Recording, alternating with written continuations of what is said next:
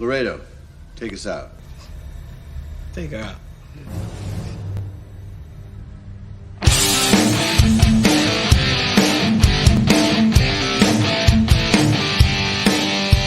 All right.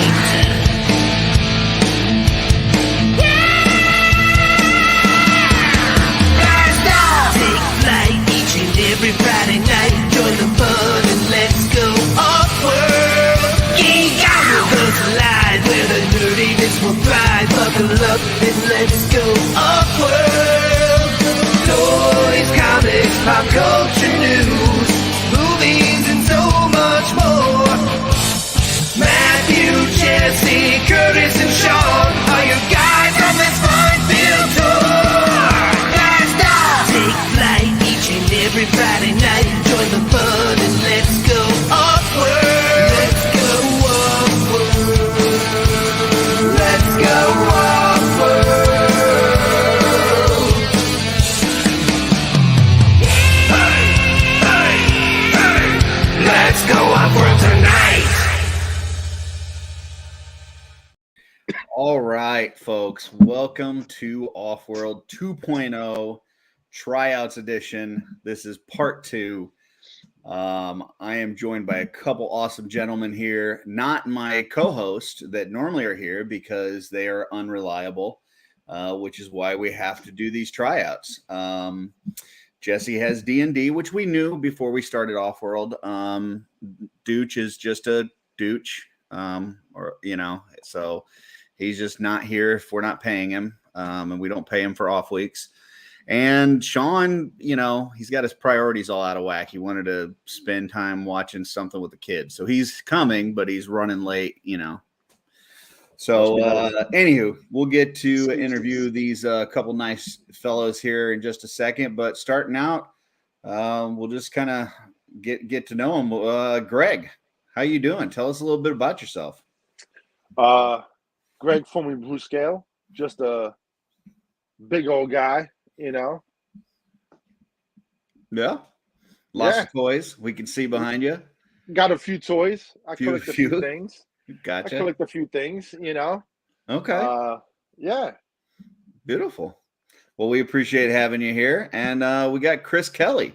What's up, Chris? Maybe we have Chris Kelly. I don't know.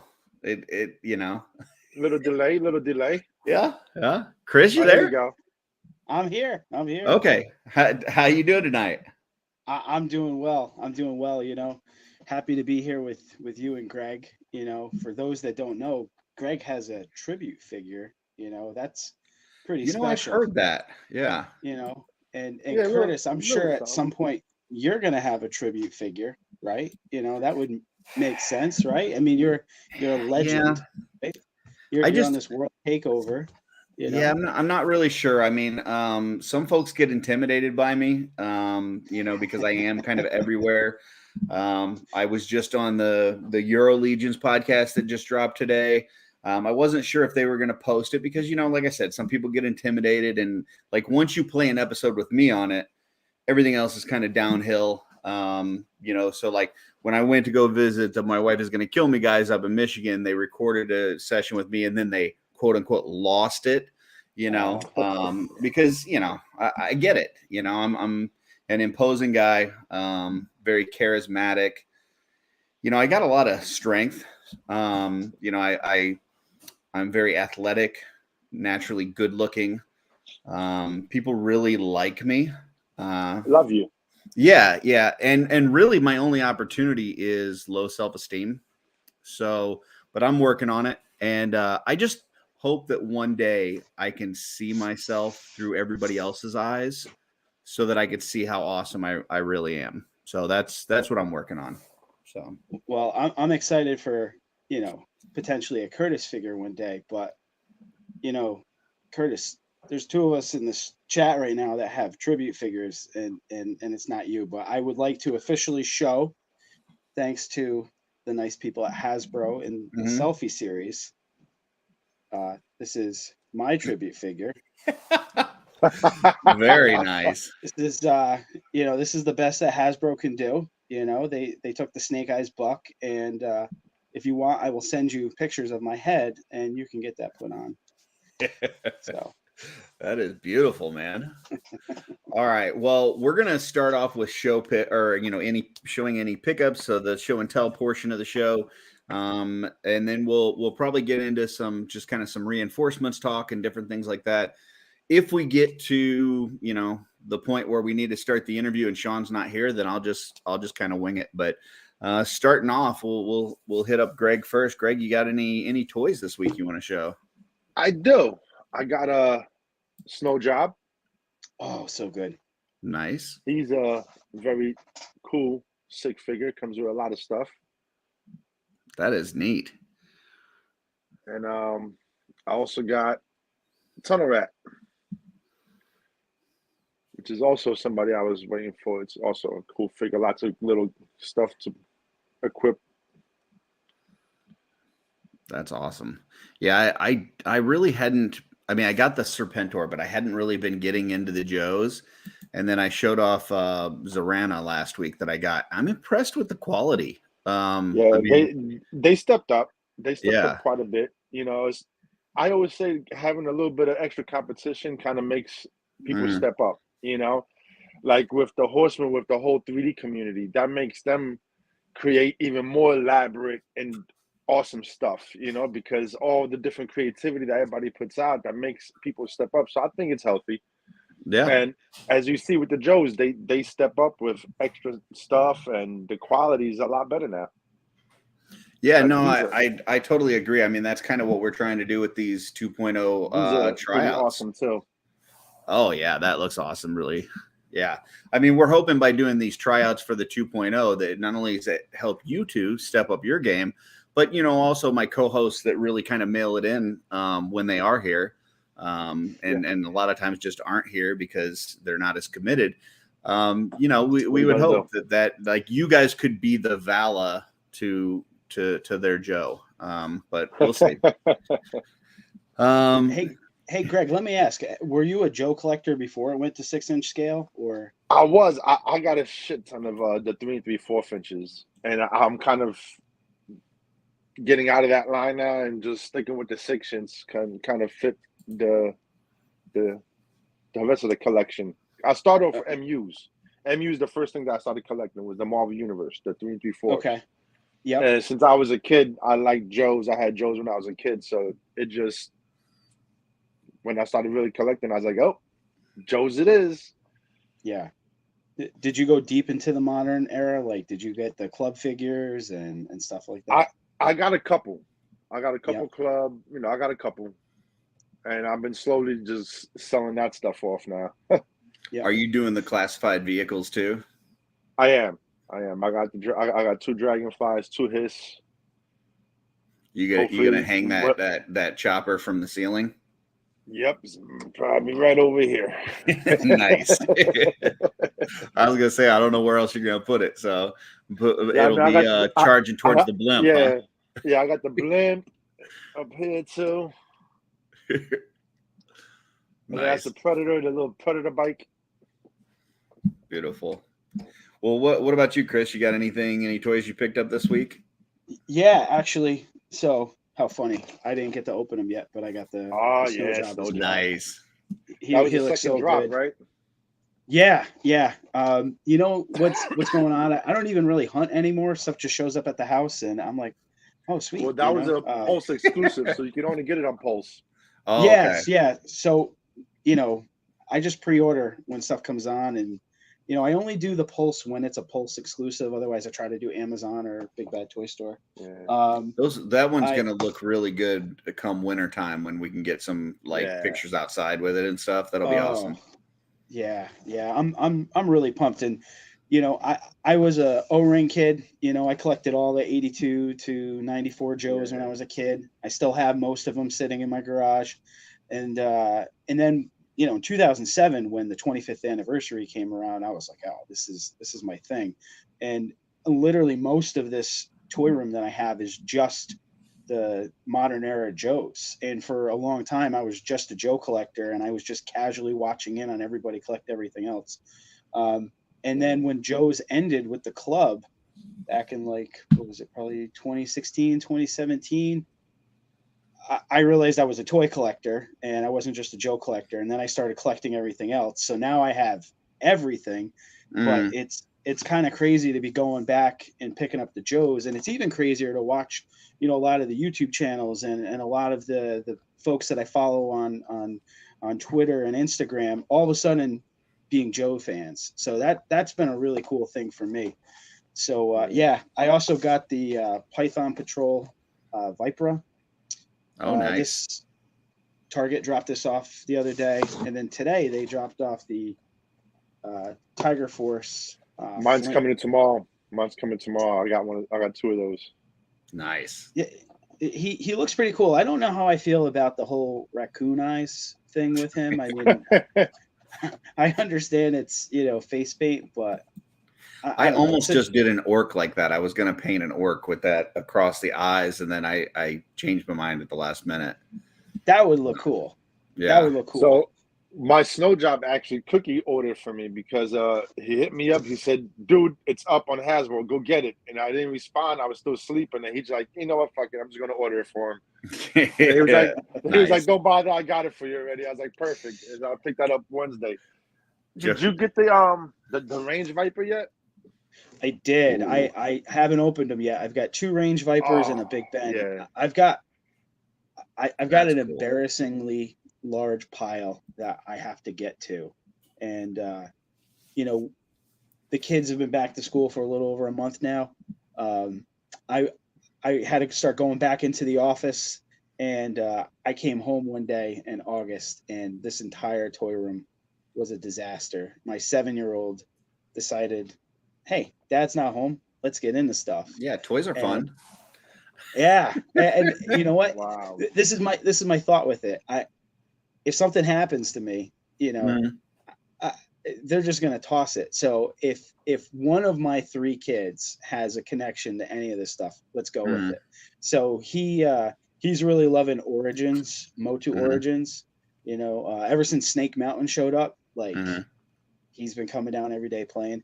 So I'm trying to get my toy room really sort of back in order now that they're back in school. And I've been picking up a lot of display pieces like acrylic risers. I've been putting up glass doors. The Valaverse figures over here are behind glass doors. So I've been trying to do that. So like I got a whole bunch of acrylic risers in this week. And, that's the thing I've been thinking about for a long time is if I could just stop buying crap for like a couple months, I could make, everything look nice, and I could, do the risers and finish with the lighting and stuff like that. But there's just so much good stuff, and this classified stuff is so hard to quit. Just keeps coming in. Just keeps dropping, man. Well, nowadays that's one thing I wouldn't do. No customs of GI Joes because they're going to make everything. Yeah, that's true. Like, they are bringing out everything. Everything. But it's cool that your kid is interested in that because you don't hear too many kids playing with toys nowadays. Yeah. So yeah, I mean, getting at least one of them interested is pretty cool. Yeah, well, I'll say his interest is to a degree. Like, if it's his birthday, I'm like, oh, do you want to Master of the Universe figure? No, but if it's there, but if it shows up, like Spike Boy showed up the other day. He's like, oh, this is awesome, and Squeeze showed up the other day. He's like, oh, this is so cool. But, they're growing out of toys so fast. He's 7 and he's already like, yeah, I just want Nintendo and YouTube and Netflix and stuff like that. So, well, with both of you collecting the Joe lines, are you guys both into Valaverse as well, or are you guys collecting those? Yeah. So I've got, I would say the first couple waves, and then, at one point there was so much coming in because I know I collect too much. I'm sure, Greg, you're probably the same way, right? Yeah, Greg doesn't have hardly anything. So. I got like a little corner. Yeah. Did you pick up the Valaverse females? That's kind of where I stopped. I didn't get those yet. I did. Okay. They're really, really cool. Yeah. Yeah. We do have a question here from Alexander Deshaw. He's asking Greg, how do you keep your shelves so crispy? Do you do a lot of dusting and stuff throughout your collection? I don't. I mean, stuff falls all the time. So when stuff falls, that's when I dust. Gotcha. Yeah, actually, right before we went live, you said some stuff had fallen, Yes. didn't you? Yep. Yeah. Yep. That was my Joe's. I'm just going to call a few people out in the chat real quick. Looks like we had the time set for AM instead of PM. So it looks like this morning we had Masterversal Toy Hunter and Rygon was on. Sorry for you guys if you thought it was going to be in the AM. We're never going to do an AM show for OffWorld. Nah. Then we've got Joe Gonzalez here, Scott Baker, Kevin Dufresne, Carlo, Dork Layer, Steve O'Beg, Alexander Deshaw, Drunk Gizmo Customs, Decadent Dro, and I think that's it for everybody that has been commenting. I don't see any other real questions right now, but if we do, I'll kind of pull those up. So anything else, Chris, to show, or was that it, just the Joes? No, that's it. Okay. I did get some Motu stuff. Like I said, that's on the other side of the room. I went deep with Masterverse and Origins. That's just my way of making up for missing classics. Gotcha. Well, I did go to Target today, and they've got the new 97 X-Men line out there for Marvel. Yeah. And the only two they had was Magneto and Bishop. And the Magneto, it's okay, but I've got the Mafex Magneto, and I don't think you can get better than that. But I thought the Bishop looked really cool, so I picked him up, and there he is. Yeah. Cool. And I don't know. I've got the Mezco one, and normally I wouldn't compare like a Marvel Legends to a Mezco, but this thing was like $30. It was like, oh wow, yeah, I think it was $29. And that Mezco one, I know it was initially like $90 or something like that. I've seen it as low as like 45 or something on Big Bad Toy Store. So between the two, I would obviously rather have the Mezco one. But there's definitely some parts on here, maybe kind of the handkerchief part, maybe the gun. There, I could see maybe kind of stealing some things from this one, possibly even the head sculpt if I want the short-haired look, and kind of mixing it in with that Mezco. So it, for what it is, for something you're picking off of the shelves in a toy store or in a department store, it's not too bad. But the Magneto I didn't think was that great, and the other ones they didn't have there. So I know Jesse picked up the Rogue, and he's pretty happy with that. And I've seen some people post with the Wolverine looks really good. Like I've seen the Wolverine. I need that. Yeah, I've seen some people post it next to like the Mafex Wolverine, and it looks pretty similar. And the Mafex one will cost you about $200 right now. So getting that for $30 is not too bad. And then I got this monstrosity, which I was really debating because I ordered two of these. I ordered the black version, and then I ordered the Filmation pink colored version. And I did a little survey thing in the Legendati group on which one I should get, because I really liked the look of both of them, but I don't want to tie up that much display space. And pretty much overwhelmingly, everybody said open up this one. So I opened it up, and I was not disappointed. This thing is so freaking cool. It's got spots on the back for all of his different attachments for his arm. The jaw is articulated, and it looks just nasty in there when you like open that up and stuff like underneath. I'm probably not going to be able to get it to focus, but and then the arm here has like this little piston. So like when you move the arm up and down, that piston moves. The claw like rotates up and down. It'll open and close. This thing's just really cool. And the best thing about this, I've been in the Mondo line since pretty much when it first started. I didn't get He-Man, I didn't get Skeletor, but then once Merman came out, I went back and got the He-Man and Skeletor. So I've had pretty much every figure that they've put out. I will say this one is the best quality that they've done.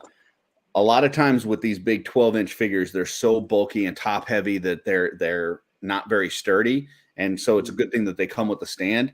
this guy is solid, man. His legs, his feet, everything is solid on him to where you don't need the stand on it. So I don't know what they did in terms of quality to make it just stand and articulate a lot better. But this thing is freaking amazing. So if there's anybody out there, Dorclair, that were, kind of the sky is falling with the whole Funko thing, I would say they're fucking nailing it right now, because the Battle Cat that just came out is fucking awesome, and this Trapjaw is the best single figure that they've done so far in terms of quality. So I just hope that is kind of indicating what we're going to be coming, what's going to be coming, because that they just put the Beastman up for sale, which is, I think, up for another week now. And that thing's huge, man. That thing is like, it looks so good. Yeah, that thing is just huge. Good. So I'm hoping that the sturdiness of this figure, that kind of goes over to that Beastman figure, because that's one of the biggest things I was worried about with it. Like, he's got this big broad chest and huge arms and stuff, and I was worried, like, man, that thing's going to topple over. But this thing gives me renewed hope, because it is just so sturdy, and like, the details always look good on these Mondos, but to have this thing as sturdy as it is on a 12-inch figure is very cool. So that's my stuff for the week. Let's see. We've got Alexander says that Wolverine looks pretty good. Kevin said he just had some Vala stuff dropped off from Big Bad Toy Store. Nice. And Alexander says, not a Mondo collector, but the Panther and Battle Cat really speak to me. I haven't seen the Panther in person, but I hear that both versions, the flocked and unflocked, look really cool. So I'm not sure what they're going to do with that, as far as if they're going to release both at the same time, or if they're going to do one drop and then a few months later do another drop. That's another one where, like, I don't want everything. So if I do get one, I'm gonna have to pick which one I want. I think I would probably lean towards the flock version, but I don't know. I was just gonna ask you, can you have a Panther that's not flocked? I feel like that goes with it. I would think if I'm going to get it, I would want to go to the flocked version, but because of space, I've kind of said, hey, I'm going to have He-Man with Battle Cat. I'm going to have Skeletor and his evil warriors, which means that really the only, after Beastman, which I just purchased, the only two that I really need, quote unquote need, as if we ever need toys, would be Triclops and Evelyn. So if I got those two, I think I would be, satisfied to kind of call that an end of my day with the Mondo stuff. But we'll see. We'll see what else they put out. So, beautiful. So, wanted to pull up. Curtis, one question for you. When you were showing the legends, you mentioned $29.99. Like, what's your ceiling to pay for a Marvel Legend? Because I think I've hit mine already. I mean, yep. Yeah. So with me, this was just kind of one of those where I was at the store and I wanted to buy something. So like, if anything, I really went there to look for the new McFarlane stuff, because they've got a Firestorm and a Hawkman that are out, these collector edition ones. Yeah. And they've actually, the Hawkman one, they've got a platinum edition that I've seen a couple people post that they've seen, where it's like in the old Superpowers colors, where it's brighter and it looks cooler. So that's what I was really looking for. And then I saw this there and I was like, well, I don't want to go home empty handed. So, I got the dog something, I got my wife something, my daughter was there, she got something. I was like, I got to pick up something for myself. So I picked up that Sirius Bishop, but I think that's probably pushing it. For me, I wasn't a huge Marvel Legends collector, but I did want to put together like an X-Men team. And I wanted to select the best versions that I could find. So I've got some Mezco, some Mafex, and some Marvel Legends. And, I don't really see myself buying any more Marvel Legends for that setup. What I would probably do is, as I get further along, I would replace stuff with probably Mafex. So like, I've got a Marvel Legends, Professor X, and Nightcrawler. So if they came out with like a Mafex one of those, like, those guys are gone, So they're just like placeholders until Mafex can actually put out some other figures. So I think in terms of, for me, in terms of the Marvel stuff, I think Mafex is the best. Hands down. I do like some of the Mezco stuff, but I think Mafex just nails it. So yeah, Mafex is nice. yeah. Did want to pull up the reinforcements because we got a little message on Wednesday that there was going to be, some new reinforcements. It's a little bit different this time because it looks like, a couple things. Like they're putting out these things that they're kind of like figures that we've seen before, but they're now with updates. So there's some extra stuff to it. And initially, it's only going to be available as an all-in, one per person, but then they'll be at Legions Con, and then they'll be available again down the road. So a little bit different. The two that we've seen so far. So Thursday, we had a reveal from Toy Bro, and that was the Gold Knight 2, which we'll look at here in a second. Friday, so today we had the Badass Reviews. They did the Cavern Dwarf 2. And we'll look at that as well. And then just for the upcoming, schedule, I don't have times here. I think these guys have just been kind of dropping these as they go. Saturday, it looks like D Amazing is on deck for the third review.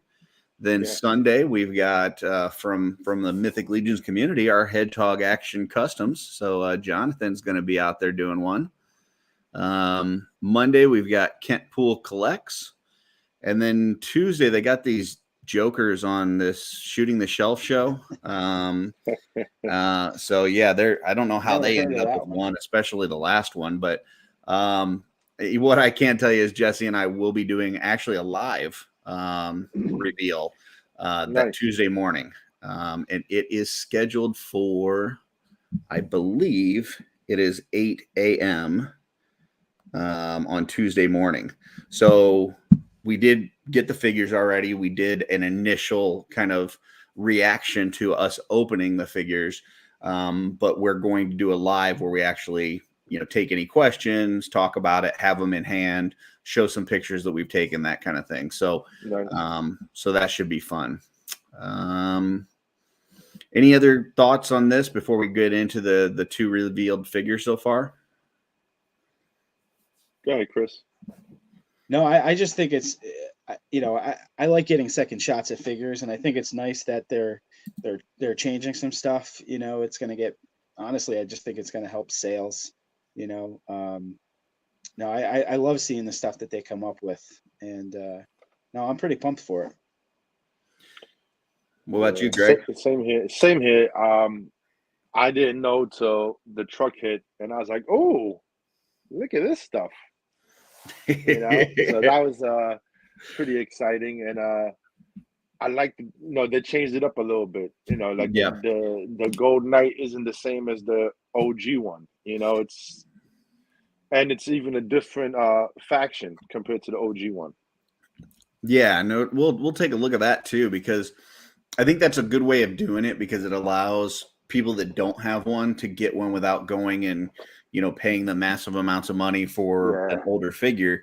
But for the people that already have that, it gives them a little bit something extra, a little bit something new. So that's really cool. Did want to pull up this comment from Joe. The says OG. Curtis and Jesse are officially big time now. No, Joe, I would more consider that the Horsemen just like we were charity. They were they were looking at us like, hey, we got to help these guys out. Like they're barely feeding themselves. They need a hand. So let me remove this. Looks like here we go. The OG. Yeah, so that's OG. Yeah. So now we will look at the new version, which let me pull up this screen, and it is right here. And oh no, that's actually taken us to the review. I think we'll have to go to the waves. Here we go. Reinforcements 2. So Gold Knight 2 is the first one. So you know, we've got basically the same body as what it looks like. But then you've got the alternate head. So now it's got that, you know, the rounder head Yeah. with the plume. Same shield. It's got the spear, and then you do have the option for the bucket helmet still. And that pretty much gets you the same look as what you've got in hand, right? Right there, Greg? Yeah, pretty much. Like I said, the gold's just a little different. A little different. Yeah, Like, the gold's a little different. It's more of like a Magnus kind of ish. gotcha. Okay. So would you say it's a little like more yellowish gold or like Yeah, okay. yeah, Gotcha. yeah, But everything else is the same, right? Like the yeah. pauldrons, the Yep, loin piece, the waist piece, it's all that's the same. yep. I'm looking at it right now, exactly the same. If you want to put them maybe next to each other. Gotcha. Yeah, I don't know. I can't embiggen you next to them, but yeah, that okay, cool. So, you know, basically you're getting the Gold Knight, but you're also getting, you know, an extra helmet for, you know, we don't know the prices on these yet. They haven't revealed it. We do know that, like I said, initially it's going to be an all-in for the whole wave. I would assume, since this is reinforcements, that it's going to be that you know, kind of Legion builder price. But we'll see. But either way, even if this was a $37 figure, it's still, you know, miles cheaper than what you're going to pay for It a Gold looks, Knight on it looks, eBay right now. yeah, it looks real good in hand. Yeah. And you know, for customizing purposes, because that's what, you know, that's what I look forward to with the reinforcements and the Deluxe Legion Builder wave that we had, Yeah, is like these are just great for customizing. And so, you know, when they kind of open up the floodgates and say, hey, you can, you know, place orders for multiples of these, you know, this is going to be a nice one if you wanted to build out some guards for, you know, Leodicius or whatever, you know, because that armor looks similar to the Magnus stuff. You know, this would be a good one to just kind of buy multiples of and build out for that. So, and you know what's really cool? That now them doing this and we dropping them, they're adding the bios to them now. So now you're yeah, getting the story behind. As the older ones, you didn't really get a story. They were just like knights, this and that. Mm. Now you have a little context behind it. yeah. So that was the first reveal. Chris, what are your thoughts on this one? You know, I have to say, these are the best figures out there to customize. You know, I mean, Curtis was there standing right next to me last year when he saw my mind explode, and Jeremy Gerard was walking me through at Legion's Con, at, you know, on how to take them apart to customize them. And there's nothing else like there. Like I wish there was other lines of figures, you know, like Mythic, like Cosmic, and that, you know, came apart that way to allow for customization. And yeah, you know, I just love that they keep putting this stuff out there so that way people can collect them and people can take them and make them however they want to. And it's just, it's fun and it comes apart well. Like, I mean, how many times have you tried to break open a figure and you're literally breaking it, right? And you, I mean, but these, they are built to come apart for you to customize, for you to tailor however you want them. And, you know, I look at that and I think of the Legion builders that I picked up last year at Legion's Con, that I've had so much fun just pulling them apart, doing different things with them. So yeah, I'm looking forward to this.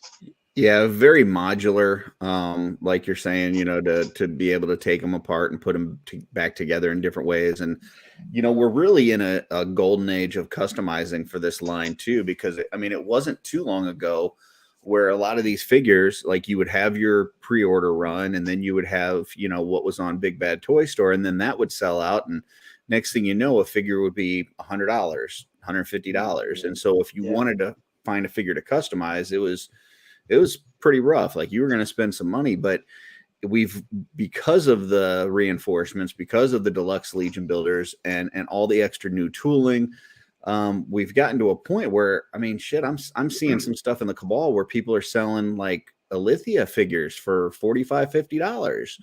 So the prices have come way down on these. Yeah. And I think part of that is the availability of these Legion Builder figures at the cheaper price, and with less paint apps that just make it so much easier to customize. So you're not having to, break apart other figures for one specific piece. Besides the wrist wraps that they only put with Varg, and everybody wants that. But other than that, a lot of these, if there's a certain, whether it's torso or pauldrons or whatever, you can get it from a Legion Builder somewhere rather than having to buy an expensive figure to get that part. So really cool. And then the second one was today. Badass Reviews showed the Cavern Dwarf 2, which comes with the Cavern Dwarf, this head. I believe the Cavern Dwarf came with a bearded head too, though. And it doesn't have that, but it's got a new bearded head, which is the one that we saw in the Deluxe Legion Builder Dwarf.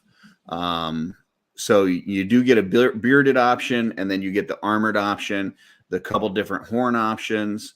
You get that really cool dwarf shield that we used to have with quite a few of the figures, which, there's a good picture right here where it's got that, dwarf face emblem on the shield.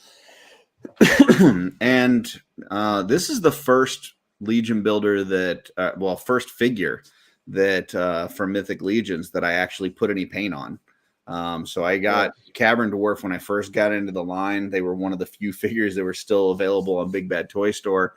And I just painted these stripes, like the little lines in here in the armor. I just painted black in those. And it, just something simple like that really makes this pop. So the detail on these figures is really cool, man. Like you get a lot of detail. You can do so much. You can make one figure look 1,000 different ways. Yep. Yeah, this is going to be huge for, especially the dwarf guys, but customizers in general. And like I said, we don't know prices yet, but if this is truly like the regular, Legion Builder figure prices, you're getting the hammer, you're getting two heads, you're getting the cool shield. That's a lot of stuff for that, that type of price range. So cool. Chris, thoughts on this one? No, I like it. I don't have a dwarf yet, so this is on my list. So I've been focusing pretty much on knights so far. So so this is I'm definitely picking one of these up. Well, the original Cavern Dwarf was my first dwarf, and I can tell you it's a really good one. Just kind of looking here, you get that shield, you got two axes, you got the big giant mace, two heads. It's a lot of parts in there for a single figure, and there's something cool about dwarves. I'm not one of these guys that I'm in the Kings of the Mountain every day, like drooling all over dwarfs, but there's just the stocky nature of them and the sturdiness. It's just something cool about these guys. So cool. Anything else on this one? No, that's about it. Yeah. Okay. So this is a cool shot right here. That is a good shot.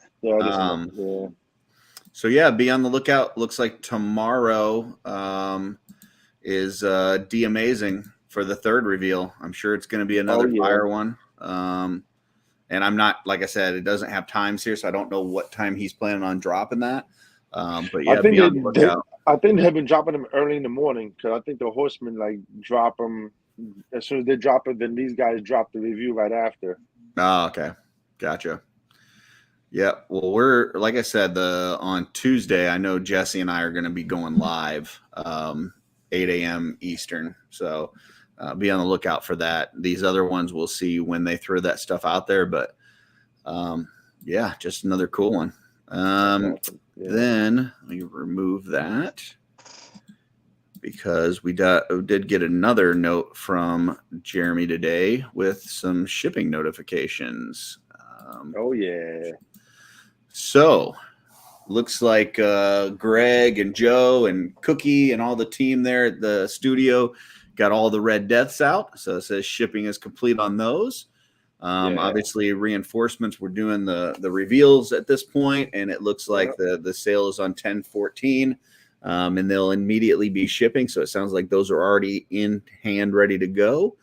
Then it looks like the figure obscura for the Father Christmas and the Headless Horseman one are arriving in late October. So that still leaves, what are the other two? It's the elf and what was the other one that was in that what was the wave? other one? Damn it. Go online real quick. Yeah, we can go back to, actually, I should be remembering this too. let me take a look here. Well, shoot, because that's not really a Mythic Legion wave. Would that be considered a figure obscura wave? If you go to like the drops, put retailer.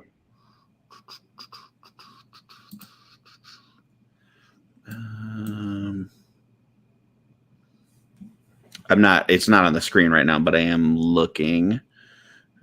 Special releases. Oh, Blue Hagnon was the other one. Yes. Yep. Yeah. Yep, How could we forget? Because we didn't have Cullen here chirping in our ear 50,000 times. Sure. Sorry, Cullen. My bad. Yeah. So the Blue Hagnon and the Elf will have to wait on, but it looks like the Headless Horseman, the new one, and that Father Christmas are coming in late October. Also looks like book 2 of Cosmic coming in late October. And then it shows Poxus is now in production. So out of all that stuff on that list, what are you guys most excited for? The Gray. I'm really the Gray is probably like one of my favorite aliens. So when I saw that, I'm really, really looking forward to the Grays. Nice. Yeah, I could see that. I think there's quite a few people that are looking forward to that one. What about you, Chris? Yeah, in Legion's Con, I'm gonna be just trying to track down some cosmics. I mean, I want to get some of the sentries, and I've been watching what you've done with them, Curtis. So I'm pretty excited to. I haven't gotten one yet. I'm pretty excited to start pulling them apart and start painting those guys up. Yeah, see, that looks so good. I love it with the human head. Love it. Love it. Yeah, it's like perfect Space Marine. Yeah, so, yeah. Yeah, that's beautiful. You know what I found out too, Greg, that where you've got the gun on the back on the belt, I found some magnets that fit like right in that hole, and then you can magnetize like the guns to the belt. It's pretty cool. Send me a link later. Yeah, I'll have to find out because my wife got them. I'll have to find out where she got them. But yeah, that's pretty cool. And then for me, I think it's the new Headless Horseman. Like I played a lot of World of Warcraft, for many years, and that new Headless Horseman with the neon green, on the hooves and the flames, and then the more purplish kind of outfit, really pops for me, and I like that one a lot. So I think that's going to become my new Headless Horseman. And then from when we get to the Poxus, the brute, anything brute scale, but the orc especially, I want to get those brute scales in hand and just kind of mess around with them and see how, see all the parts and what they look like and how they pop in and out and how much difference in size there is between them and a standard figure, them and an ogre figure. But I'm very excited for the brute scale stuff. Me too. Yeah. I mean, you were formerly brute scale, but you're probably more ogre-ish now, right? Well, you know what? When I have the armor on, I guess I'm more of the ogre size, Gotcha. But inside, you figure. Yeah, you got a brute scale heart inside of an ogre body. Yeah, there you go, I guess. Awesome. Okay. Let me end this one. And then one last thing, I just wanted to take a quick look at Big Bad Toy Store. I'm not going to spend too much time on here because last time we did, folks started leaving. So This, I don't think anybody's interested in that stuff. He-Man, they did announce a bunch of the Filmation Origins coming. I don't think they look great. The Trap Shot looks good, but most of them I'm not a huge fan of. They are continuing to do weekly sales, so take a look at that and see if there's anything you're interested in. There's also some new Masterverse stuff coming out. That Mechanic looks great. That Masterverse Mechanic. He looks Oh really yeah, good. yeah. I think that's only going to have it doesn't like have the action feature though, right? It's like it comes with a middle and long neck, but yeah. It's articulated though, which looks cool. Oh, okay, gotcha. Then we got the Meta Traveler stuff, which I know Jeremy just did a show not too long ago on this, and I know Four Horsemen kind of partnered with these guys on this stuff. So take a look at that. Cool. They do have a fall and winter sale going on, so there may be some stuff in there that you guys might want to take a look at. Here's the 97 line. It doesn't have the Wolverine or Cyclops in this picture, but you kind of get an idea of what these things look like. I will say that Storm there, I just got the Mafex Storm, and it's set. I mean, I think that the Mafex one looks a little bit better, but it's also $70 more. So if you're looking to save some money, like this Storm is pretty damn good, and that Bishop is pretty good. And this may be, as far as like a 6-inch scale goes, this may be the best Rogue that they've done, because we haven't seen a Mafex or Mezco one yet. So if you're trying to save some money, these things aren't the worst figures to get. And listen, eventually they'll go on clearance. Yeah, that's true too. Like is that show still coming out this year? I mean, I know originally it was. I think it's supposed to, but I haven't heard an update recently. But I'm not sure when. It probably got delayed because of that writer's block or whatever. That strike. Yeah. This is one that I'm going to, when you talk about clearance, this is one I'm going to try to see if I can find on a clearance deal later on and just throw up my Templars, because I just think that would be cool. I would like to, add I don't know, probably like a wash and maybe some dry brushing or something on there, because it just looks like they kind of cheaped out a little bit on the paint apps. But well, that's the thing with Hasbro, like their sculpts aren't bad. No, they have decent sculpts. You just got to if you put some paint to the sculpts, it comes out nice. Yep. Mm-hmm. There's a guy in the Philippines. He repaints a lot of the Legends and Hasbro stuff, and he does like killer job. Like it looks so realistic. I love those when I see those Instagram where people do that and they repaint them, and it's like a totally different looking head. And then I did want to pull up this thing, because this thing is fucking amazing. I mean, I'm not a 1/6 scale collector, but this Scarlet Witch looks awesome, man. The soft goods look good. It doesn't look like like really bad onesie pajamas. Like this looks really good. She only has the one face, which is kind of the resting bitch face look. So it would have been nice if they would have included a couple different heads. But she does have a couple different eye options, and I guess it's like a movable eye to where it can, look either direction or whatever. Yeah. But yeah, I think this thing just looks really cool. Everybody talks about what they've improved with doing paint on the face of these 1/6 figures, but I actually think the bigger leap is on the soft goods. I mean, I was buying Sideshow Joes, I don't know, 7-8 years ago, and they would look good, but you would still see the stitching. This thing looks amazing. Like what they do with the soft good stuff now, that I feel like is really leaps and bounds beyond what they're doing with the digital printing of the faces. Yeah, I normally stay away from like even watching Trevor's 1/6 pack, because I'm like, all I need is for him to talk me into buying something. It's going to open up the doors, and I just don't need that. But I saw this on the cover of his one for this past week, and I may have to go back and just watch it and kind of hear what they say about this thing. But it is, man, I just had to pull this up because this thing is phenomenal. Yeah, So it looks really good. and then I think that got a little Texas Chainsaw. I think that was really it for Big Bad Toy Store. So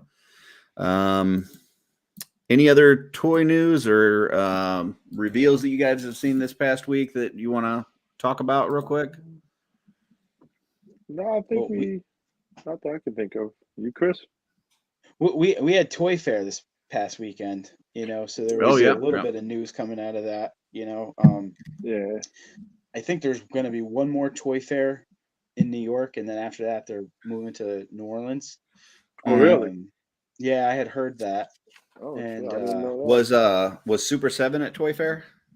they definitely were. They Oh, definitely were. was So Brian telling some more lies, or was he truthing this time? But was it which Brian were we getting? Were we getting the truth telling Brian or the lion Brian? well, he's teasing the big G.I. Joe reaction Cobra airship, I think is what he's Yeah, calling it. that thing looks crazy. And is he Yeah, going to tell you that he can only do it one way and he can't do it another, and then a year later, like put out the other way that people wanted the first time? Is he going to do that? He's chroming it out in 2 years. Gotcha. Going to back metal it. That's cool. Well, he's gonna make a 1/12 scale. Very nice. Well, you know what? Sean is still not here, but I think it's time. I think it's time to interview you guys. So I hope you guys are ready. Hope you're prepared yourselves. Let me get prepared here. I've got some questions lined up for you guys. All right. I do have to preface this. Initially it was supposed to be Greg and Jennifer Misi Sykes on here. And so I had lined up the questions based on those two. And then Jennifer, backed out. She said, really, her toy knowledge is mostly Masters and Mythic. And if we, on OffWorld, sometimes we go into Joe's and Transformers, some different things. She really wouldn't have much to add. So I already prepared the questions for her, but I think it'll work. Chris, I'll just kind of give you her questions. I don't see where there will be any sort of problems, but I'll have a question for each of you, and we're just really trying to evaluate like skill sets and stuff like that. So I'll go ahead and start with you, Chris. If you were to make the cut for OffWorld 2.0, what do you intend to wear to the show? Oh, low cut t-shirts, tight jeans, no underwear. Tight jeans, no underwear. Okay, commando. Yeah. Got it. Yeah. Okay. Yeah. And then Greg, this one's for you. Are you willing to submit to random drug screenings? It's legal in Jersey. Gotcha. Okay. He says it's legal. Okay. All right. Good first round. All right. Second question. We'll go back to Chris on this one. What kind of men are you into? Little plastic men. Little plastic men. Okay. Yeah. Little plastic. Got it. It's less disappointment. That makes sense. That's a good answer. Good answer. And Greg, do you think it's fair for smokers to get extra breaks at work? Yeah, absolutely. They've earned it? Absolutely. Depending on what they're smoking. Gotcha. I don't agree with cigarettes. Okay. Gotcha. But if they're smoking something more fun, then give them the extra break. Yeah, absolutely. Okay. That makes sense. Be more productive. Yeah, absolutely. I could see that. Chris, what are your thoughts on sexual harassment in the workplace? I don't like tattletales. No tattling. Got it. That makes sense. Okay. Greg, you walk into a place, movie theater, airplane, and you've got two chairs together. Two chairs have 3 armrests, one on each of the outsides and one in the middle. Who gets the middle armrest? I do. Got it. and not on purpose. Just being on act like you. being 6'8" of this stature, you just end up taking over. You have no choice. No, I like the assertiveness on there. That I'm gonna get. I don't care who the other person. Like you didn't even ask. Like who's the other person? You don't care. You're getting that armrest. I like that. Yeah. Chris, let's see. We are on question 4. How would you handle being on a predominantly male team?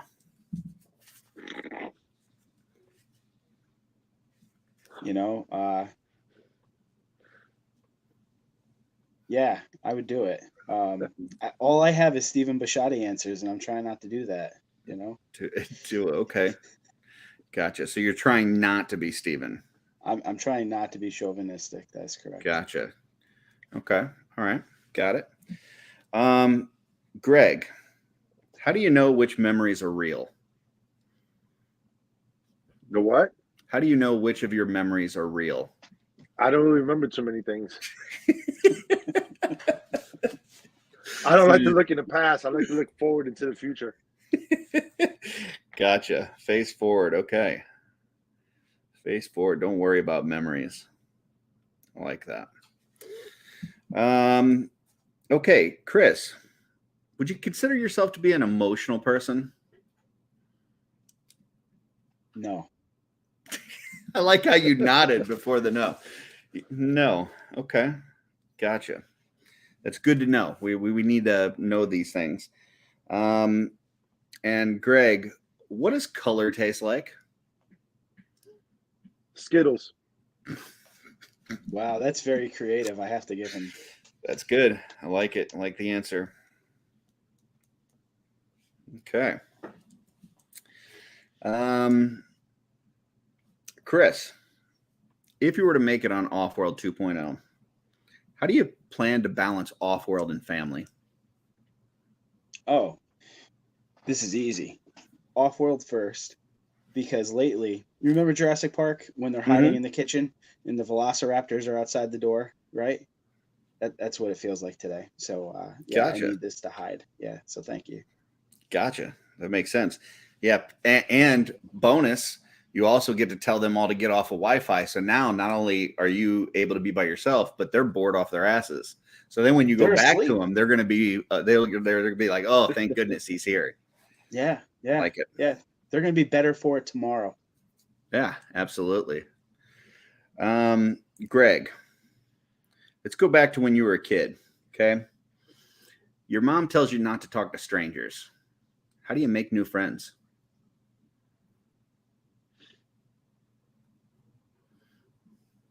I was the only child. I used to play with a lot of toys. I didn't really make too many friends. Okay. Toys will work. Toys will work. Yeah, you don't need to talk to strangers to have toys. Got it. Nope. I like that answer. And this is, I mean, we sometimes talk about I toys. didn't like people back then either. Yeah. Okay. Chris, would you say that you're good at and enjoy making sandwiches? I am pretty good at making sandwiches. I will tell you, sandwiches. The sandwich you make for somebody else always tastes better than the sandwich that you make for yourself. You know, Interesting. You never put the same amount of enthusiasm into your own sandwich. So let's say you made it on OffWorld. This is just a follow-up question, and we needed you to make us some sandwiches. How would you feel about that? I'd bring the bread, buddy. Beautiful. I appreciate that, Jennifer. Oh, sorry, Chris. Okay. Greg, if you could have one superpower, what would it be?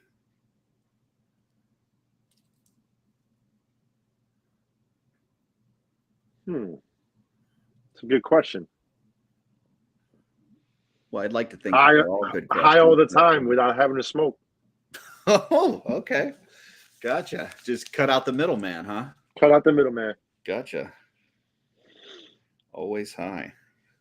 Like it. Okay, let's see. Greg, we're back to Chris. What Disney princess do you most identify with? The one from Brave, because she's Irish. Gotcha. Actually, I want to take my answer back. I want to be immortal. Immortal. That's why I'm high. Yeah, that's why I'm high forever. Very nice. Now, would you also stay the same age the whole time, or would you continue to get older? You just wouldn't die. No, I want to stay this age right here. This is my Gotcha. prime. So eternal life and eternal youth, basically. Yeah. Okay. So you want to be a vampire? That works. But I want to be out in the sun. I like bikinis. Looking, I like to go to the beach.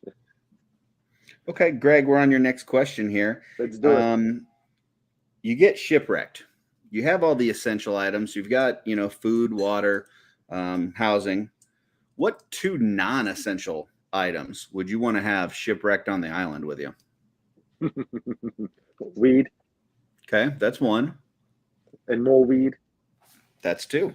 Okay, got it. Double up the weed. 2 weed. Okay. You should make him explain. Does he want the seeds? Does he want a plant? I mean, he's got to think long term here. Curtis. Ooh, I want to start off with a plant and then the secondary seeds. I like how you played off of one another on there. Good, you guys good are a thing. good That's combination. my man right there. I like that guy. Yeah, that's good. Okay, we are back on Chris. Besides family members, who are the most influential women in your life that you've aspired to be like? Huh. Influential women.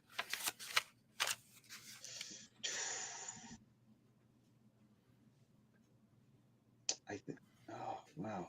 Besides family members, huh? Amelia Earhart. She was a pilot. She's pretty fearless. I like her. She used to fly high. Yeah.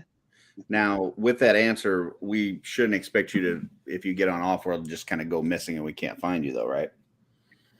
No. Okay. No. But she didn't expect to go missing either. So, to be Gotcha. fair. So you may go missing. You just don't expect it happens. to. Gotcha. Stuff happens, Gotcha. She got too high. She went up too high. Gotcha. Actually, I think she went too low. Allegedly. Yeah, you can go as high as you want, but you can only go so low. So,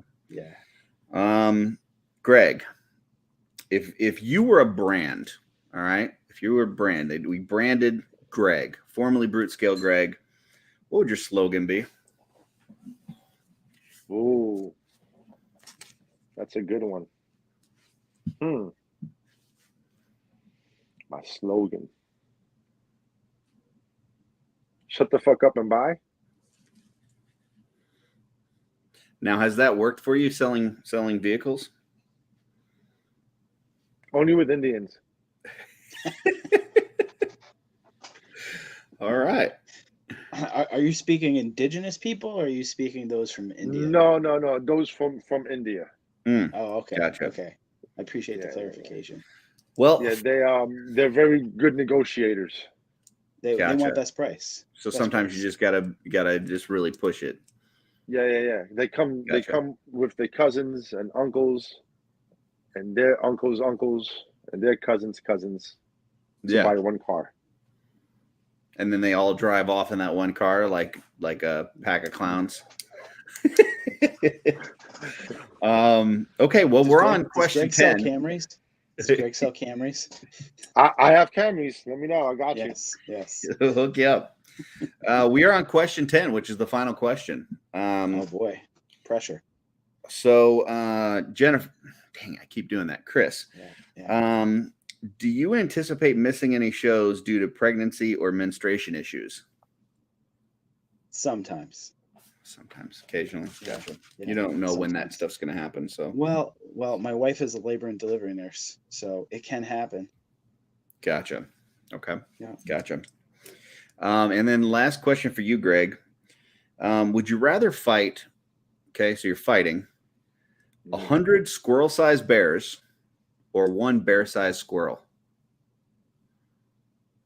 Now, is the bear-sized squirrel as fast as the little ones? I would say it probably has relative speed based on its size.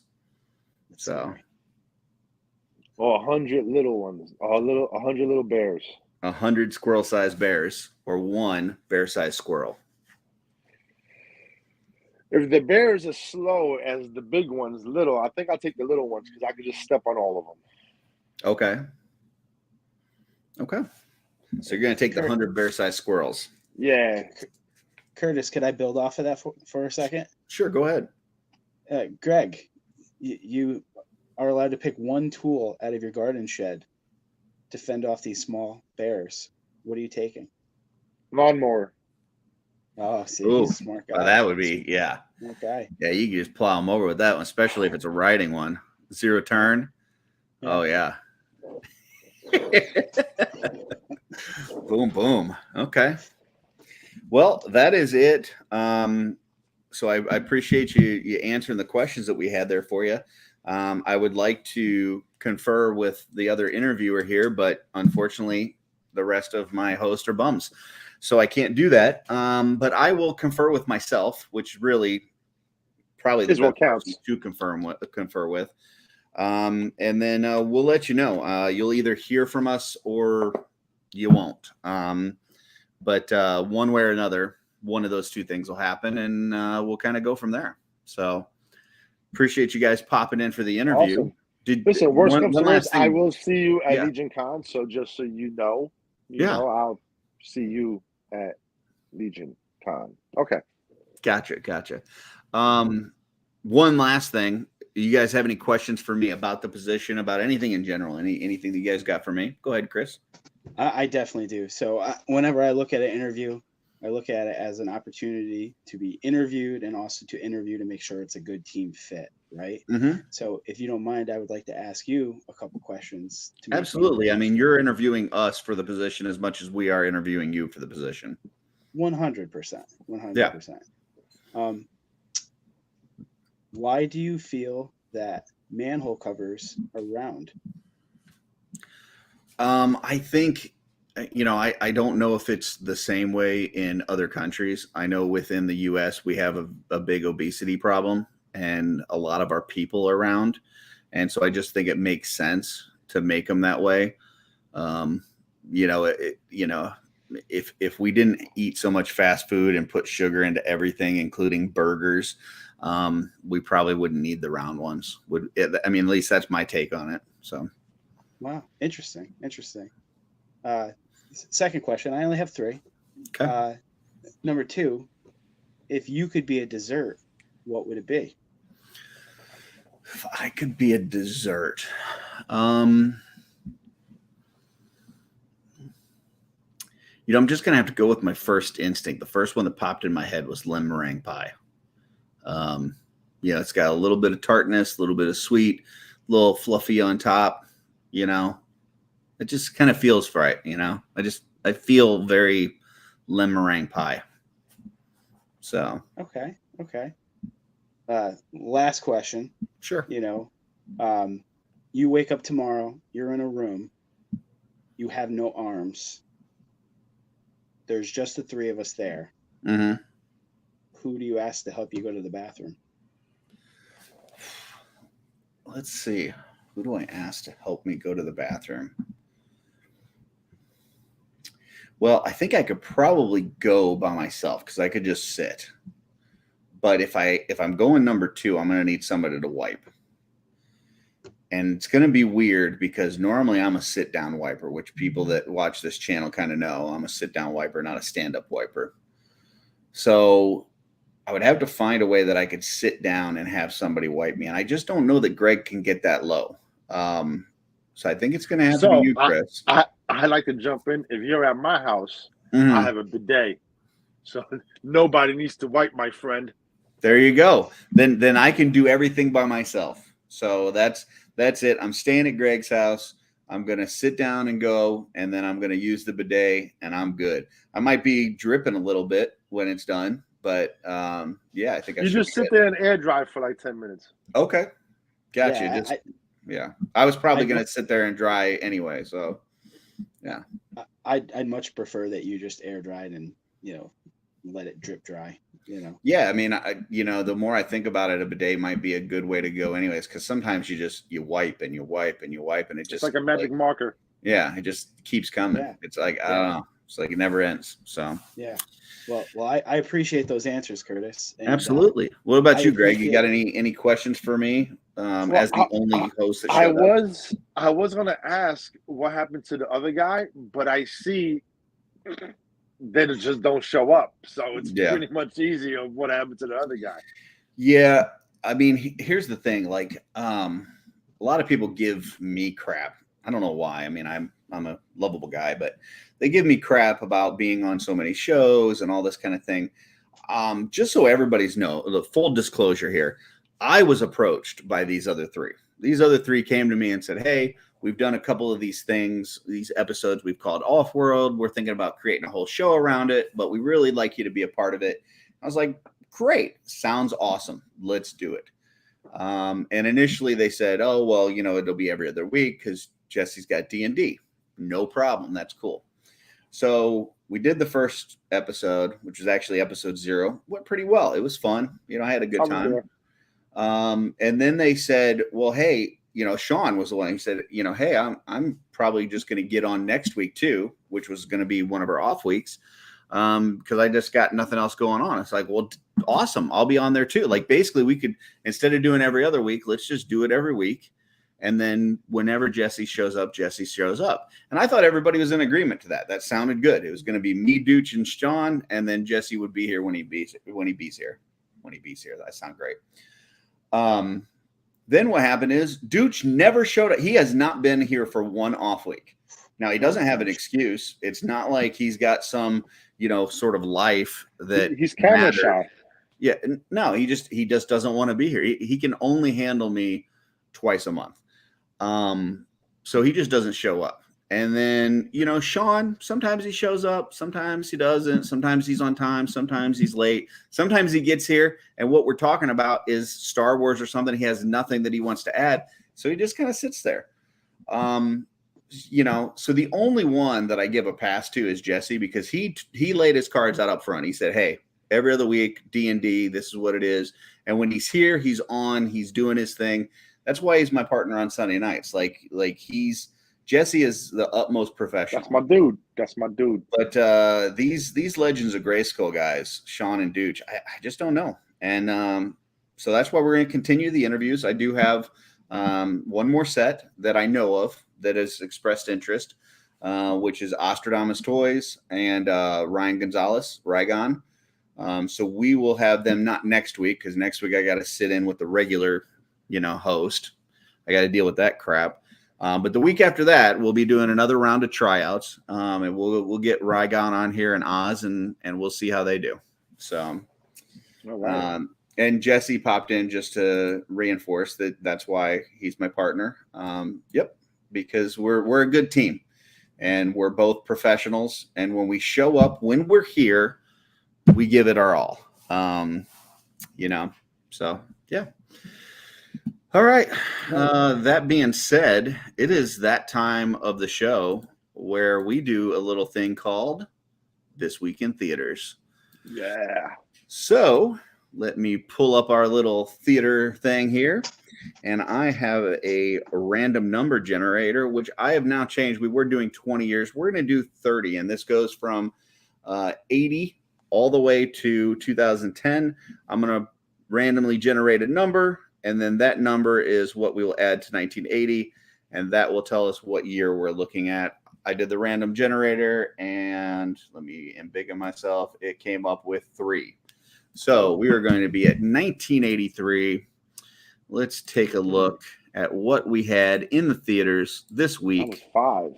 In 1983. I would have been 6. Okay, we are looking for October 6th, which is right here in 1983. And here is what we have. We have got, now we only do the top 10. So for anybody looking at this list and immediately saying Return of the Jedi, I'm sorry, that's 11. We're only doing the top 10 here. So basically the way this works, guys, is you travel back in time. You're the same age you are now. It's not like you're going back to when you were that age, but you go back now. You walk into a movie theater and you can watch one of these movies in the theater in 1983. Which one are you seeing? We've got The Big Chill, which I have to pull this one up and take a look. Group of 7 former college friends gather for a weekend reunion in South Carolina vacation home after a funeral of another college friend. So there we go. Mr. Mom, classic Michael Keaton film. Got Beyond the Limit. During the Dirty War, a half-English doctor in Argentina befriends the police, the rebels, and the alcoholic honorary British consul, whose Latino wife he seduces. When the consul is mistakenly kidnapped by rebels, he must pick a side. That's an interesting one there. Risky Business with Tom Cruise.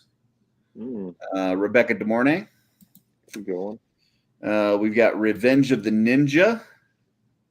After ninjas killed his family, Cho and son Kane come to America to start a new life.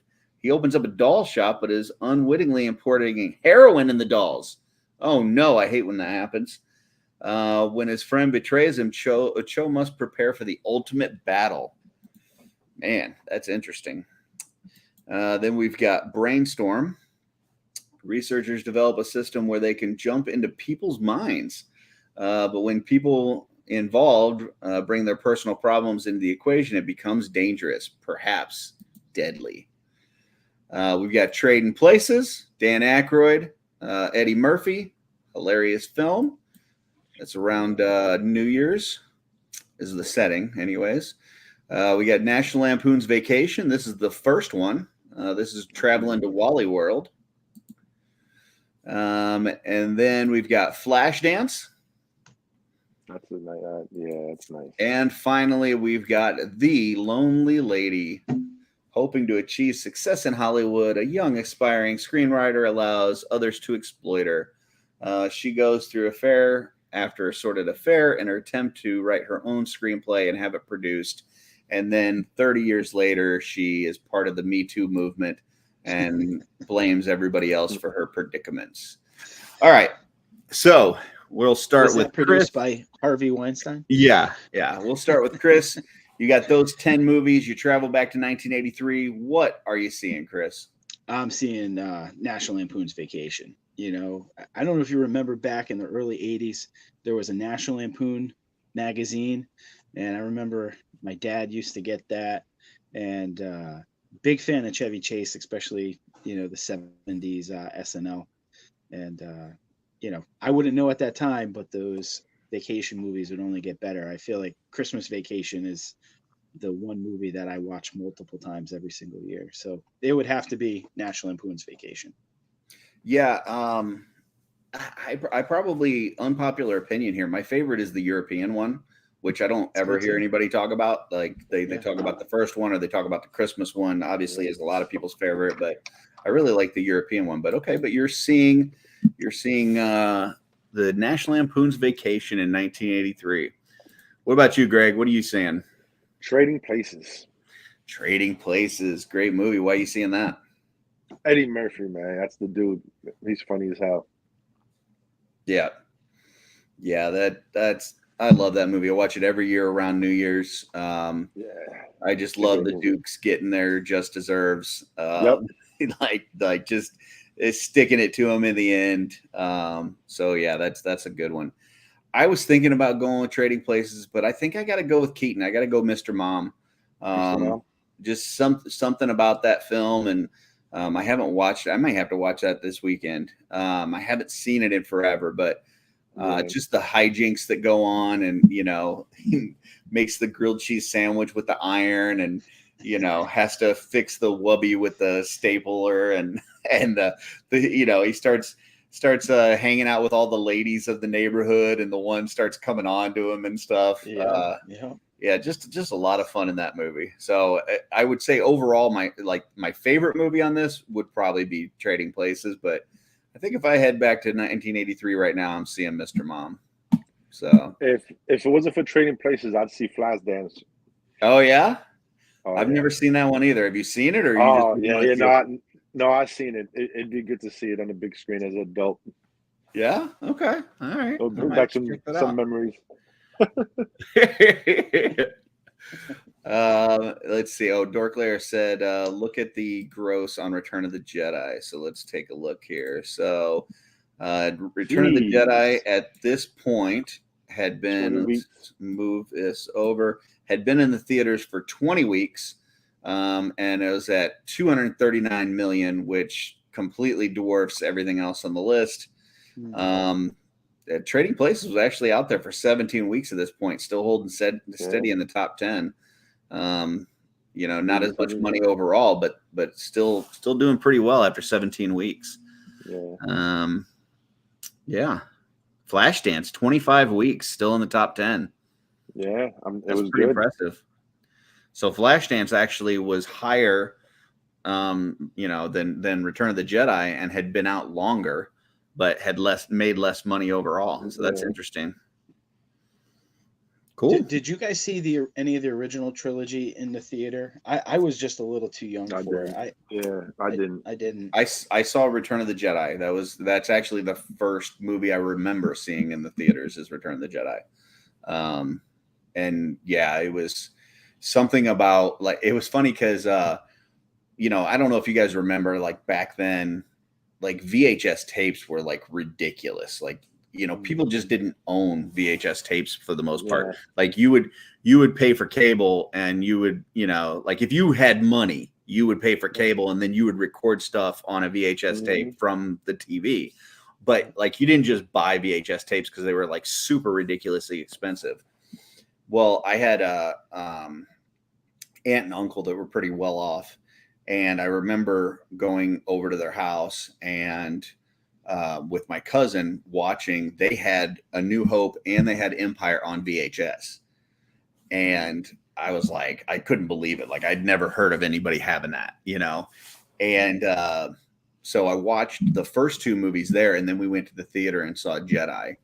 And the first time I saw that green lightsaber light up, I was like, what the fuck is this? Like, that, like, something about that green lightsaber was like, it's just a different color, but it was like, man, this thing is, like, I don't know what's going on, but he's got a hood, and he's now a Jedi, and, like, oh yeah, crazy.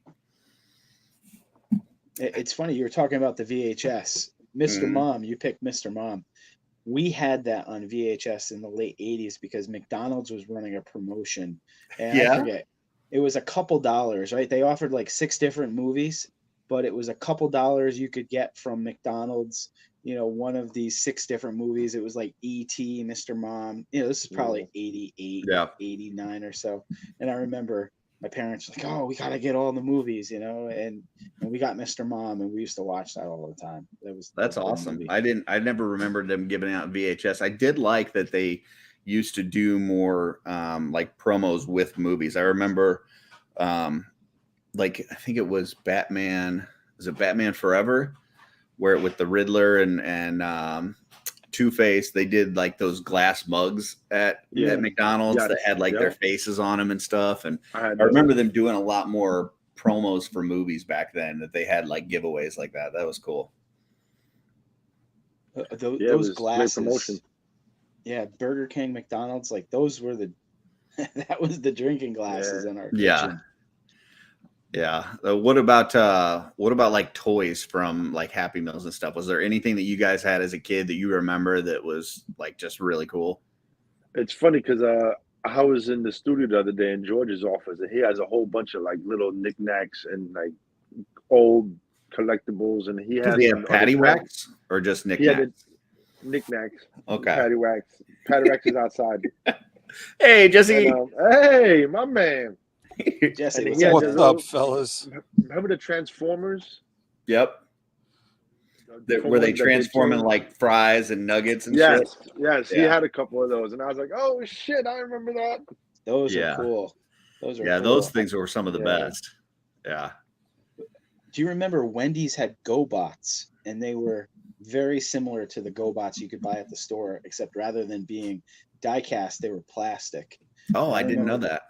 My little mind being blown because there was like a Chinook style helicopter that I got from Wendy's, and I couldn't believe it was a Happy Meal toy because it looked like something I could get from Kmart. So yeah, that was my favorite as a kid. I played with that thing all the time. Yeah, Dorklayer popped on here, said Muppet Baby Happy Meal toys those were really cool. Yeah. I remember those. I remember they had some Simpsons ones. There was a Bart Simpson on a skateboard that was really cool. I remember that one. I had that one. Yeah. What about you, Jesse? You got any Happy Meal or Burger King toys or anything from being a kid that you remember fondly? Oh man. Yeah, I mean, California raisins from Hardee's, I think. Oh yeah.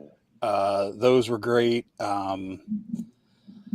There's tons of weird stuff from McDonald's. They had these things that were like, they weren't Legos, but they were like connectable things. Like they were like 5 or 6 different ones, I think. But there was like a white ball with holes, and it had like a flexible tube you could poke into it, and like you could like almost like almost like Connects, but not Connects. That those I remember I had like 1 or 2 of those sets, and I played with that thing so much. I can't remember what those were called, but yeah, I vividly remember that now that you've described it. But yeah, anything, if it was like a cartoon movie that had stuff like All Dogs Go to Heaven, had the little, like the PVC figurines from somewhere. Yeah. I think those were Wendy's, maybe McDonald's. I don't know. But yeah, those were, and Steve-O just said the Turtles, there was Turtle stuff, Pizza Hut for a while. Yep. Those were great. Oh, I had that TMNT VHS because we were talking about VHS like early 80s, but once you got to like late 80s, early 90s, then the VHS was a little bit more common. Man, I had that TMNT VHS and I played it so many times, and they had that little Pizza Hut commercial right at the beginning where the kid's in the outfield and he catches the ball and like all the kids go to Pizza Hut and shit. And like I would sing that song. I would play that VHS and like I wouldn't fast forward past the commercial because I wanted to see the commercial. I'd sing the commercial every time before watching the movie. Oh, I probably watched that thing 10 trillion times. It was crazy. Let's see. We've got Scott Baker says Looney Tunes, superheroes, and Fraggles. Fraggles. Yeah, they were in the little Fraggle car. toys. Yeah. They're making You know those new ones that's coming out, right? So those new Fraggle Rock toys. I didn't see that. The Super 7 boss fight. I don't think it's Super 7. I saw the guys at PowerCon. Boss Fight Studios. Man. Yes. Boss Fight. Yep. Steve-O said they did X-Men tapes too from Pizza Hut. I don't remember tapes. I do remember the thing that Pizza Hut would have with the schools where you had to read so many books, and then you got the personal pan pizza. Did you guys have that? Yeah, Book It. Yeah, it's called Book It. Yeah, you had to like read I probably read more at that time in my life than I have since. like if you add all the years together. I can't lie, me too. That's I got so many personal pan pizzas. Yep.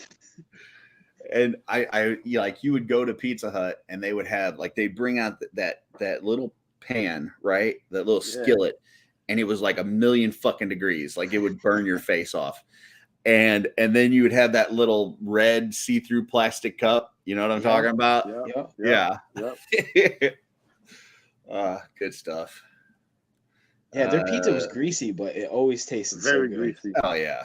It wasn't great pizza, but like when it was yours and you earned it, and like you don't have to worry. We were happy with the Elios at the school system. That cardboard pizza with the cheese and a little bit of sauce. Yeah. Well, you could go to your parents and you would show them the little thing, and you like, you don't have to. I can pay for my own. You don't have to pay for mine. I got it.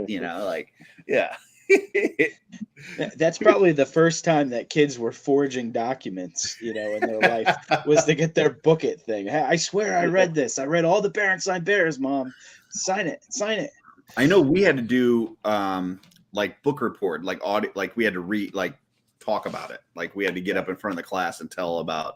Like you couldn't just say that you read it. You had to actually get up there and tell about the story.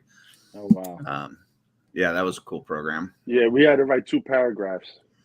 Yeah. Yeah. Nice. I don't think, remember that at all, but apparently it's still a thing. Oh, really? Where you read the books and get the pizza? I just looked up Book It, and it says home Pizza Hut Book It program. I thought it was going to be like a retro thing, but it's still a thing you can enroll and sign in. And I mean, probably not you, Curtis, but like kids. If they knew me, they would probably reward me for reading. So you never had that, Jesse? They didn't talk about that in school? I'm not saying we didn't have it. I've just at the moment, it's not ringing any bells. Okay. Man, that's the Yeah. only way they could get me to read. Offer me pizza. Shit, I'll do anything for pizza. I don't need, No, is there read. even I any could Pizza escape my Huts reality. left? Yeah. Yeah. Pizza. What time is it? There's one near me that still does the buffet thing, I think, on the weekends or during the lunch hour or whatever. Oh, But wow. COVID really ruined buffets for me. Like I never really Yeah. thought about how gross it was before that, but after COVID, I mean, and I'm not like one of these like really scared of everything germaphobe kind of guys, but I'm like, man, that's a lot of people hovering over that shit. You know, Yeah. that sneeze guard ain't stopping nothing. Nothing. That's yeah. I don't know. Oh, I tell you what though, I can't wait for immunity, baby. some Build East up Coast your pizza. immunity. Legion Con East Coast pizza. That's what I'm looking forward to. Yeah. I get I'm definitely actually this confused. Sunday. I get to have pizza this Sunday. It's my first nice. time since surgery. I get to have pizza. I mean, it's not going to be the same as New Jersey pizza, but it'll, No. hey, It's not. better than nothing. Listen, so tell them well done. When you get your pizza, tell them well done. See, I don't do that. It really changes and makes it taste so much better. I don't like my crust crispy though. I like some floppiness to it. Okay, I like to fold it in. I like to do the New York fold in half kind of thing. You know. Yeah, I mean, I have a Pro Fold where it's not fully folded in half. It's. I'll take a picture and send it to you next time. Okay. Probably tomorrow. Gotcha. But yeah, I like mine well done. Yeah, I'm looking forward to that. Have you ever had New Haven style pizza? I don't know what that is. New Haven style pizza. That's Connecticut, right? You're talking about Connecticut? Yeah. Well, that's my thing. I like thin crust pizza. That's why I usually get it well done because it's nice and crunchy, no little flop. Yep. Yeah, you do that. What's that one that you go to that's like the brick oven that they throw it in and it comes out like black? Yeah, charred. Yeah. What's the name of that place? Santillo's. Mm. Yeah, this dude's a third generation Italian pizza maker. Brick oven pizza. What is it about the New Haven? Oh, New Haven. New Haven, you got thin crust. Sally's, Pepe's, and Modern. I'm a half hour from it, and it's the best pizza in the world. I had Sally's, and what was the other two? I had one of the other two. What? Pepe's. What is it? I mean, I looked up a picture, but I'm not seeing it. Is it just burnt? Look up Sally's New Haven. Yeah, I did. I just don't understand what it just looks like. It's in the pizza, is what he's saying. It just looks like burnt. It's thin crust. So good. Oh, okay. And that burn it's is thin flavoring. crust. Okay.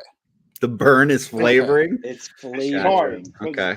It's not that it's burnt. It's charred because like with the brick oven, it has a different taste. It's not like a burnt taste, you know. It takes I don't know, years man. and years to build. I mean, it looks flavor good in those ovens. Dork Lair says Western Massachusetts pizza is like none other. Now that doesn't say what he didn't say is it's better than others. He said it's like none other. I mean, you could take a pizza and throw like ketchup on it, say it's like none other. That doesn't necessarily mean it's good. So I don't know if he's saying that it's good or it's bad. But I don't know, man. I've had a lot of pizza in my day, from the East Coast to the West Coast, and New York, New Jersey pizza. I don't think it gets any better than that, man. Like, it's the water, man. It's the water. You can have your St. Louis thin crust. You can have your Chicago fucking lasagna pizza or whatever you want. Like, yeah. Well, you know what? If you go to Chicago and you go with locals, they don't eat that deep dish shit. There's actually a thin crust pizza, but they're sliced in cubes. Okay. like in squares. Yeah. See, I always see that Chicago style. Every once in a while, deep dish every once bullshit. in a while, late night, well, I'll be hanging out with my boys and we'll want to eat like at 2:00, 1:00 in the morning, and we'll get Domino's. But when we get Domino's, we'll get the thin crust Domino's pizza because the other stuff will give you a heartburn, but that thin crust and it's cut in squares is real. It's not bad. It's doable. Gotcha. Domino's is definitely underrated pizza.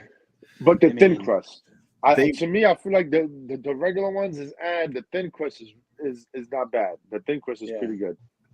They got an as far as the they're pretty chains good. go, give me Little Caesars any day. Little ooh, Caesars. man, that's good for a budget, man. If you got kids, that's a good way to go. But if you're looking for taste, I don't know about that, Nah, man. yeah, Caesars is in the. I said for the chains. I think it's better than Pizza Yeah. Hut, Papa John's, Domino's. Really, taste wise? Yeah. I Yeah. know, Oh, wow. man. We have one out here, and I had it not too long ago, and it was pretty bad.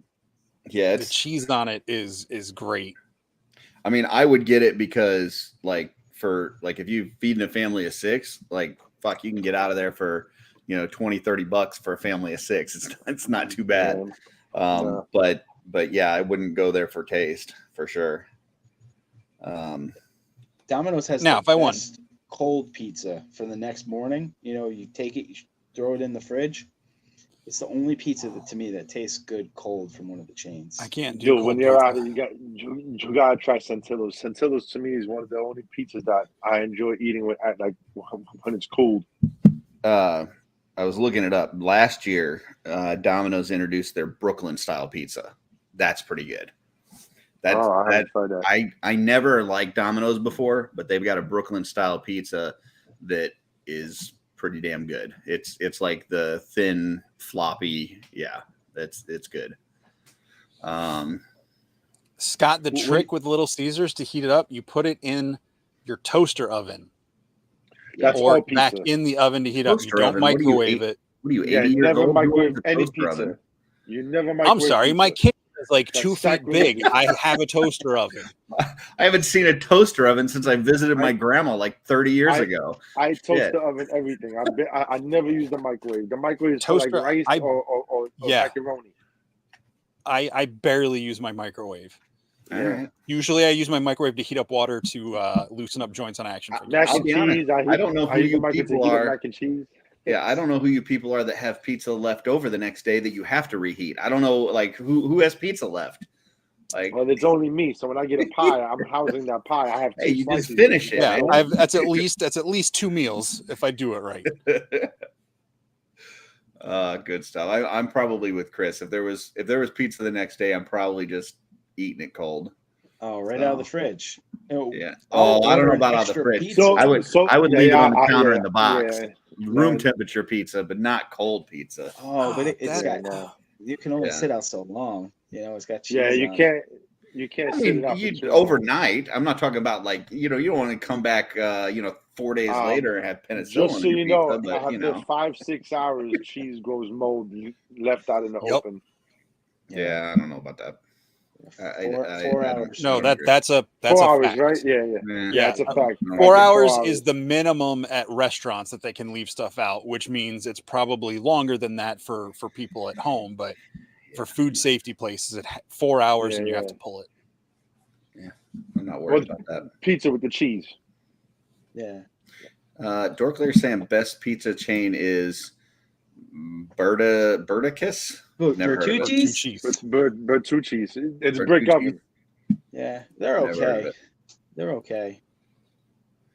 Do Um, you follow Dave Portnoy from He also Barstool says he Sports? replaced his toaster oven with a front load air fryer. I don't have an air fryer, but I the people that I've talked to that have an air fryer swear good. by it.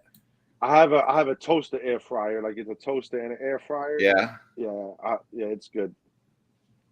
What about you, Chris? You got an air fryer? We have an air fryer that's got a pull-out tray, and then we have a toaster oven. So Nice. we've got both. Jesse, do you have enough room in your place for an air fryer? No, I agree. I was there. seriously, my kitchen counter, there's the sink, and I literally have like 2 feet or so space between the sink and the oven, and it's a small He's not oven. lying. So there's nowhere to prep anything. Like I can No. put a plate down to put a sandwich on in front of my toaster oven. That's it. You know, I gotta agree with Joe here. You guys are weak if you don't eat mold. Like, come on, man up. I just don't I do it on smoke purpose. mold. I definitely eat it. I didn't Not say on I don't eat. purpose. Uh-oh. I mean, Lost Jesse. There he is. most cheese is a type of mold, right? Blue cheese, definitely. Yeah, blue cheese. Yeah. But that's why blue cheese is Is gross. it my computer that's freaking out? Yeah, you kind of locked up for a second. I think you're good now. Maybe not. I don't know. We had what's going problems with on. Chris earlier, but Chris is good now. Now they switched to his phone. He's just got a bad computer. Yeah. It's probably something the kids do. Dorklayer says, "Eat mold, build your immunity." Exactly. Come on. Scott, that stuff. sounds like work. What's that?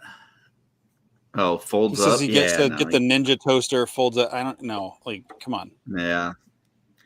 If you can't just leave it on your counter, it's not worth getting. I saw that. That's actually kind of cool. I saw that at the store last week. It folds up to save you space, you know, but it probably all you do is hear all the crumbs fall to the back of it every time you fold it. Dorklayer says I'm lagging, but I think he's lying.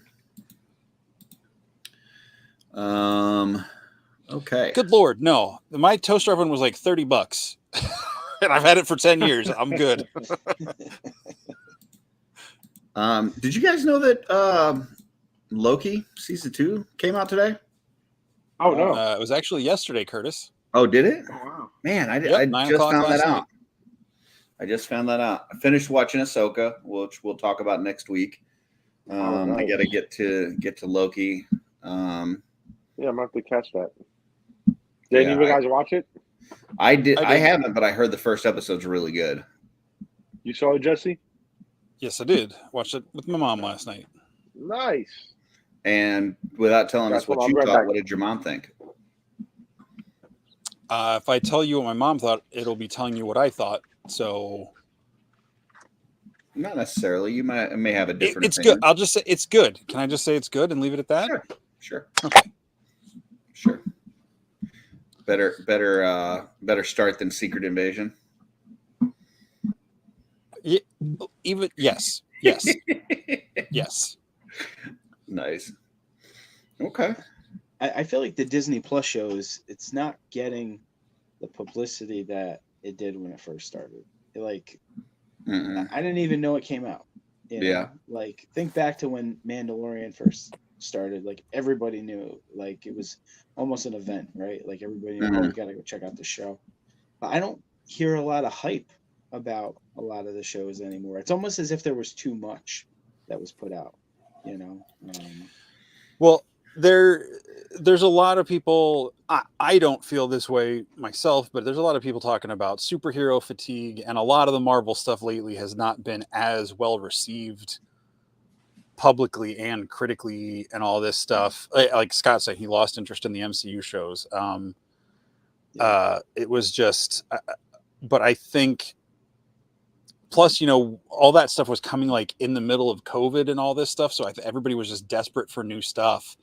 And now that everything's kind of coming back, it's not as special in a way anymore. And I do agree with you. I think on some levels there has been too much. And I think that they realize that with some of these things and they're starting to dial back, but there's just too many things already in process that they want to get done and you know, get out there.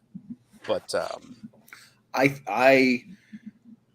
I like when like Disney Plus has something that you can watch every week. Like I don't need overlapping series. Like, you know, if they would have had like, let's say Loki and Ahsoka and something else going at the same time. Yeah, that for me, that would be too much. But if Ahsoka ends and then Loki starts up and then Loki ends and something else starts up. And so there's something each week for me to watch one show on that network.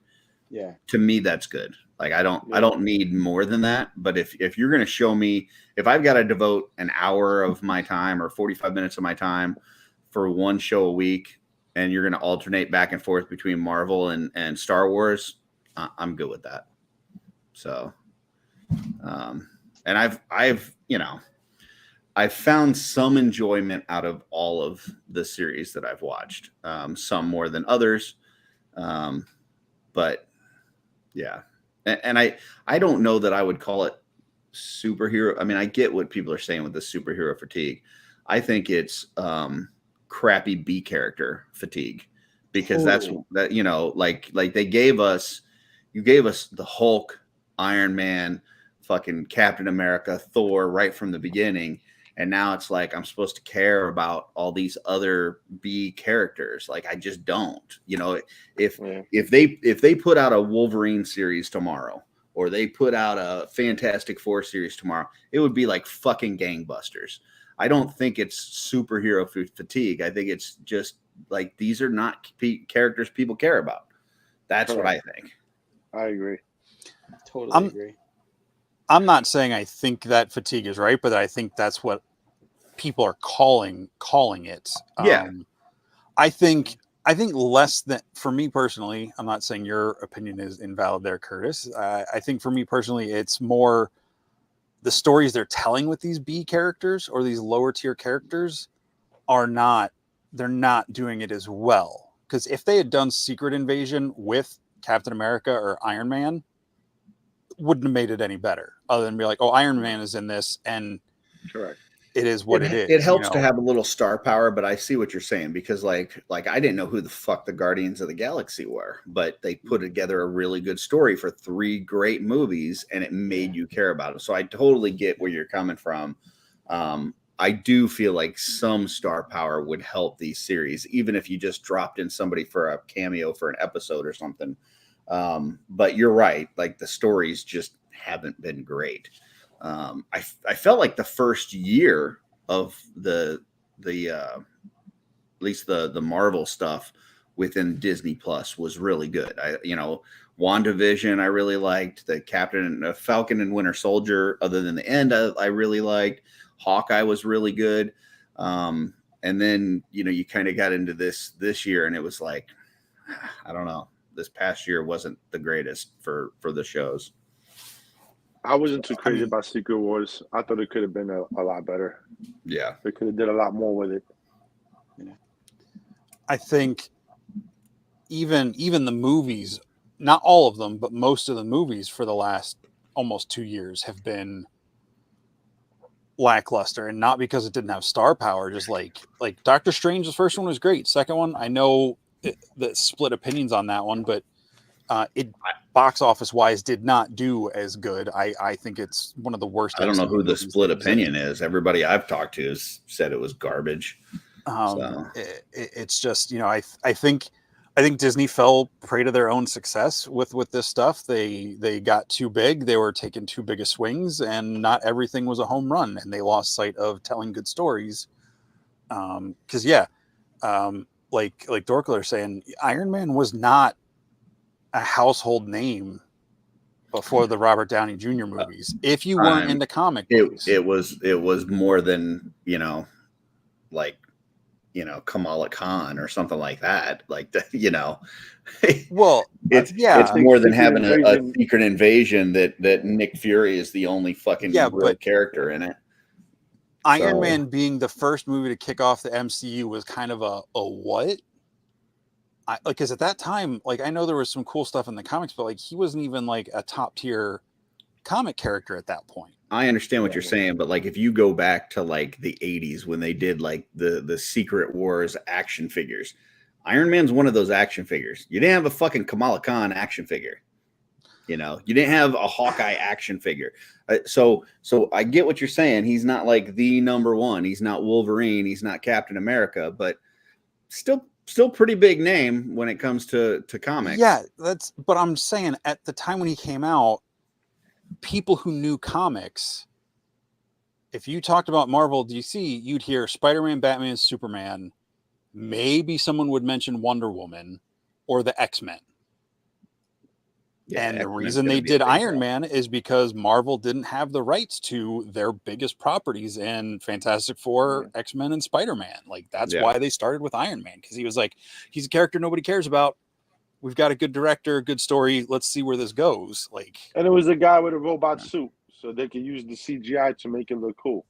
Well, yeah, and Robert Downey Jr. was like the perfect casting for him because what little people did know about the character, they knew that he was a fucking sarcastic, drunk, arrogant, He rich guy. he definitely did his thing. It's like okay, this is did a great job. RDJ. Yeah. But he wasn't that snarky. He wasn't that much like RDJ was in the comics until the RDJ movie came out. He was drunk. He was a drunk and he was arrogant. Yeah. But he wasn't as fun. He didn't have the playful side as much as I think when the movies did with him. I think that was a perfect casting for him. I do too. But at the time, when they first announced Robert Downey Jr. as Iron Man, everybody was like, "What? This alcoholic drug addict?" Yeah, like he was on the rocks at that point. Like he had done U.S. Marshals, trying to cast Charlie Sheen now, and Kiss Kiss Bang Bang were like the two biggest movies he had done leading up to that. Off the top of my head, like in recent years around that. So when he got announced, it was like, what? And then I was like, no, that works because being a comic guy, Tony's history, and it's like, all right, Robert Downey's got a similar history with substance abuse and stuff. Like there's could be something interesting here. So yeah, I agree it was a perfect casting, but it was out of the blue. I just think, if you did a Wolverine, X-Men, Fantastic Four, you do any of those kind of things right now with characters that people care about, and put even a half decent story together, I think there's not going to be anybody talking about superhero fatigue. They're going to be like, yeah, fucking give me that. I mean, Spider-Man, the Spider-Man movie was a pretty big hit still being in a post-COVID era and, low box office numbers and that kind of thing. I mean, people were pretty excited about that one, and Guardians 3 did fairly well. Yeah. People were pretty excited about that one. So I don't think that it's like a sign of the end. But they do need to do some better things with better characters and better storylines. So we'll see. I think story is part of it. It's the look too. Like you say Fantastic Four and X-Men, we've had, dating back to was it 2001, 2002 when that first X-Men movie came out? I remember that was the first DVD I ever bought.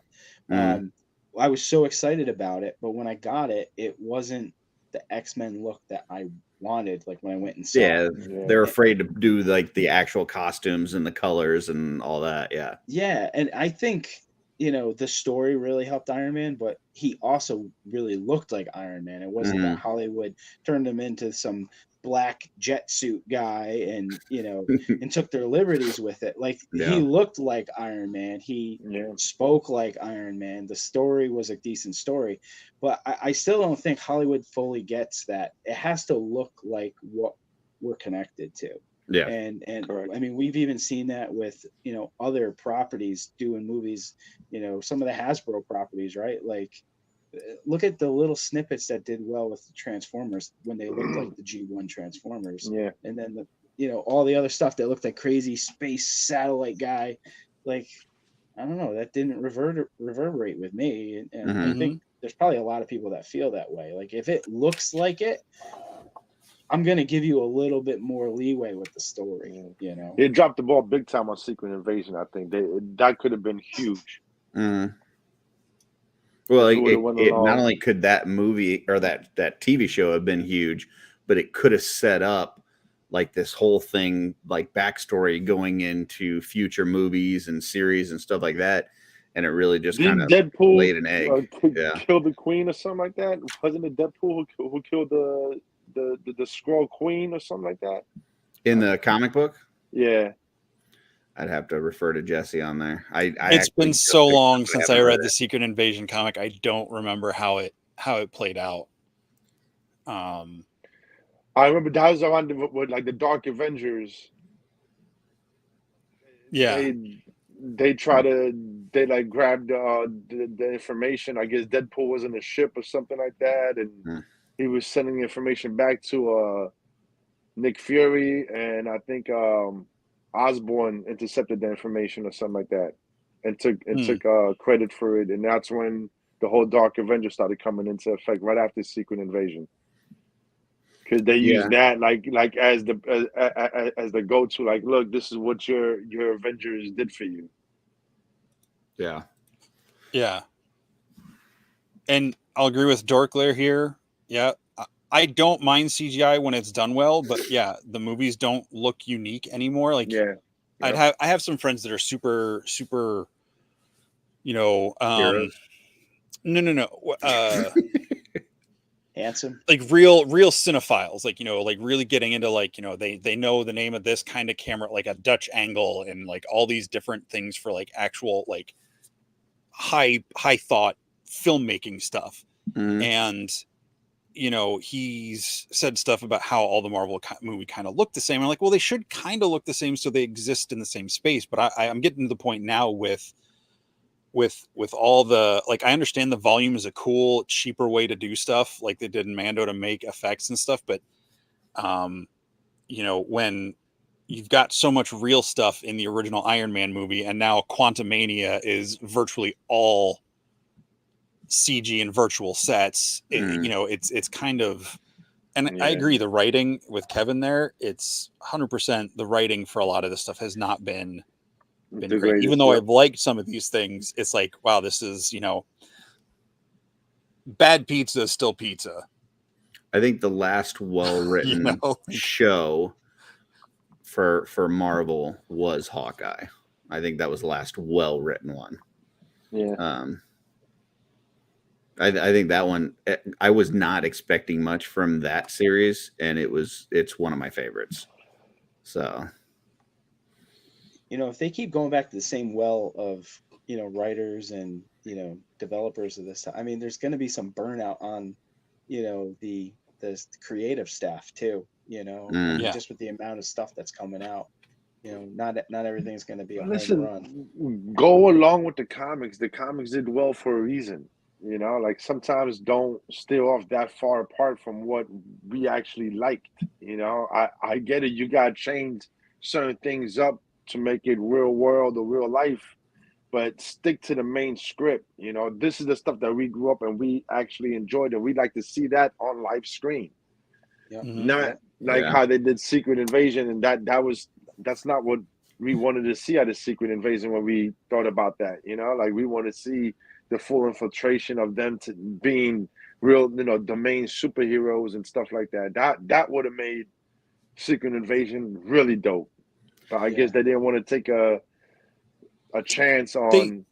They should have called it something else. They should have called it, you know, like the Skrulls, or, you know, Infiltration or something like that. They should have skipped the Secret Invasion, because that, even though I know, Curtis, we've talked about this before, they used the name, it does set a precedent for expecting a certain story, and they did not deliver anything remotely close to that story. But even if you didn't use that name, it's still not a great series. Like, it would have had, you would have. It would have had more expectations. You wouldn't have expected so much, but it's still not great. If you would have told me you were going to see, you know, the Skrull infiltration show, cool. That's all right. Cool. All right. The show was on. It was all right. Yeah. You know, but if you told me we were getting Secret Invasion, and I'm expecting anything, even if I know it's not going to be the same story, you're expecting a certain quality. That's like one time I was hanging out with friends. Or people I had met, and we were like, hey, we're going to go get some pie. And I said, cool, I'm hungry. We go out to get pie. And I was expecting pizza because, you know, East Coast, call it pie, whatever, right? Yeah. No, it was a freaking pie shop. I'm like, it's dinner time. I want to eat. I don't want a cherry pie. I don't want a rhubarb pie. I want food. Rhubarb pie will make you shit. You know, it's like, why would you say, hey, we're going to go get some pie? I'm like, what college kids just go get pie at a pie shop? I think another thing with doing so many of the series for Marvel and moving away from, you know, more of the, I mean, we're definitely getting more hours of series than we are hours of movies. And the problem with the series, if you're running, you know, 6 episodes, 8 episodes, whatever, is you really have to slow down the story from what we're used to in the movies. The movies we're expecting to go in, and within 2 to 3 hours, you see a lot of things going on. There's some drama, there's some action, there's some this and that, and at the end something's resolved. And now you've got, 6-8 weeks of stretching that same kind of story out, and so you're getting a lot of boring shit in there as well. And then at the end, it's like, we're not really in much of a different place than what we were before that series started. So like, what did we accomplish throughout this series? Like, you didn't move the story forward. So I think that's part of it as I think well. would be cool if they did it how like Comics kind of did it, where it was different comic like episodes start with different characters. You know what I mean? Like, instead of doing a whole series of linking them together, do every episode like a different character, and then towards the end have it all link up. Yeah. Kind of like how comics did it back then. They did like certain scenes with Daredevil 31 or Deadpool this, and they all kind of linked, Yeah, I mean, like right now I'm reading through Batman: The Long Halloween, and just kind of the basic story on that is that like there's this killer, they're calling him the Holiday Killer, and like each holiday that comes up each month, like people are turning up dead and they don't know who it is, and they don't, Batman's trying to figure it out, and it's very kind of detective mystery kind of vibe to it. And so you're going through each month, and each month it's like, okay, here's the highlighted holiday for this month, and here's what happened, and here's the clues that he picked up. And I could very much see a story like that playing out well across a series, where you rolled it slow like that, and you did like each episode was one holiday that they went through. It's been a very enjoyable read. So I think, if they just took their cues from the comics a little bit more, and I don't care, like I saw Joe in there said earlier that Disney's chopping budgets and said, what do you say here? Not as much money means not as good product. I don't think that's necessarily true. I mean, if you chop the budget and you cut out some of the CGI, and that means that now you have to be more creative with physical effects, you can still have a good movie. You can still have a good show. You can still have a good product without necessarily spending more money. A lot of his writing, man. You got to get the good writers in there. Yeah, and just creative people that can do more with less, I mean, shit, they're putting more money into these things now than they've ever had in the past. So, go back to some regular effects and things where instead of doing a CGI fucking giant ship, you do a little fucking ship that you film from a certain angle that makes it look like a giant ship in Star Wars, I don't know. There's things that you could do. I think another thing is it's a company, it's a corporation, there's the board and all those people at the top, and they're the ones making all these decisions about the money and all that crap. But like, you got to stop. Yes, it's a product. Yes, they're selling stuff to us, but like, they've got to get back to where they were focused on building up a good story, making a plan, letting it happen, instead of like, well, we got to get these 3 or 4 tentpole movies out at certain times, so we have to have these shows fit in between. Like, do your shows. If the show gets delayed, push the movie back. Or like, don't lock it into a pattern and just let it be its thing. Dorklayer here says the best TV needs to be started as a TV and not as a planned movie that they turned into a TV show. And I think that goes along with kind of what you're saying, Jesse, is like, they're kind of doing some of this stuff on the fly as they go. And there's certain things that are planned for a certain amount of episodes, and then they change that, or it's planned for a movie and then they make it a series. Like make a plan, stick to it, and put something out that people are going to enjoy. So yeah, like Obi-Wan, I think Obi-Wan would have been a great movie. It didn't need to be a long series. Most of the Netflix shows for Marvel, I think they were all pretty good, but there were almost every single season of that, except for maybe Punisher season 2, could have probably cut out at least 3 or 4 episodes as is, without really losing major plot points. Like, those did not have to be 13 episodes long. Like, everybody's always like, oh, when certain Mando show comes out and it's like, oh, why are the episodes getting shorter? And I'm like, yeah, that's annoying, because I want more, but like, I'd rather get a good 37-minute episode of Mandalorian than an hour and 6 minute where 30 minutes of it was just put into to pad out a time frame. you Right. know? Yeah, they put fillers in. Yeah, it's I like actually Andor could have probably been a 15-minute short, you know. No, So Andor was great. they stretched that thing out and had to add a bunch of boring shit in it. But anyway, What were you gonna say, Chris?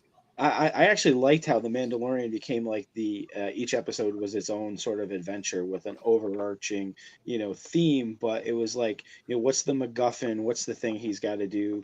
Each episode. And uh, I know at first I kind of was gripey about it because I'm like, oh, just get to what you're going to do. But I actually grew to like it, and I think that's a way to go about it.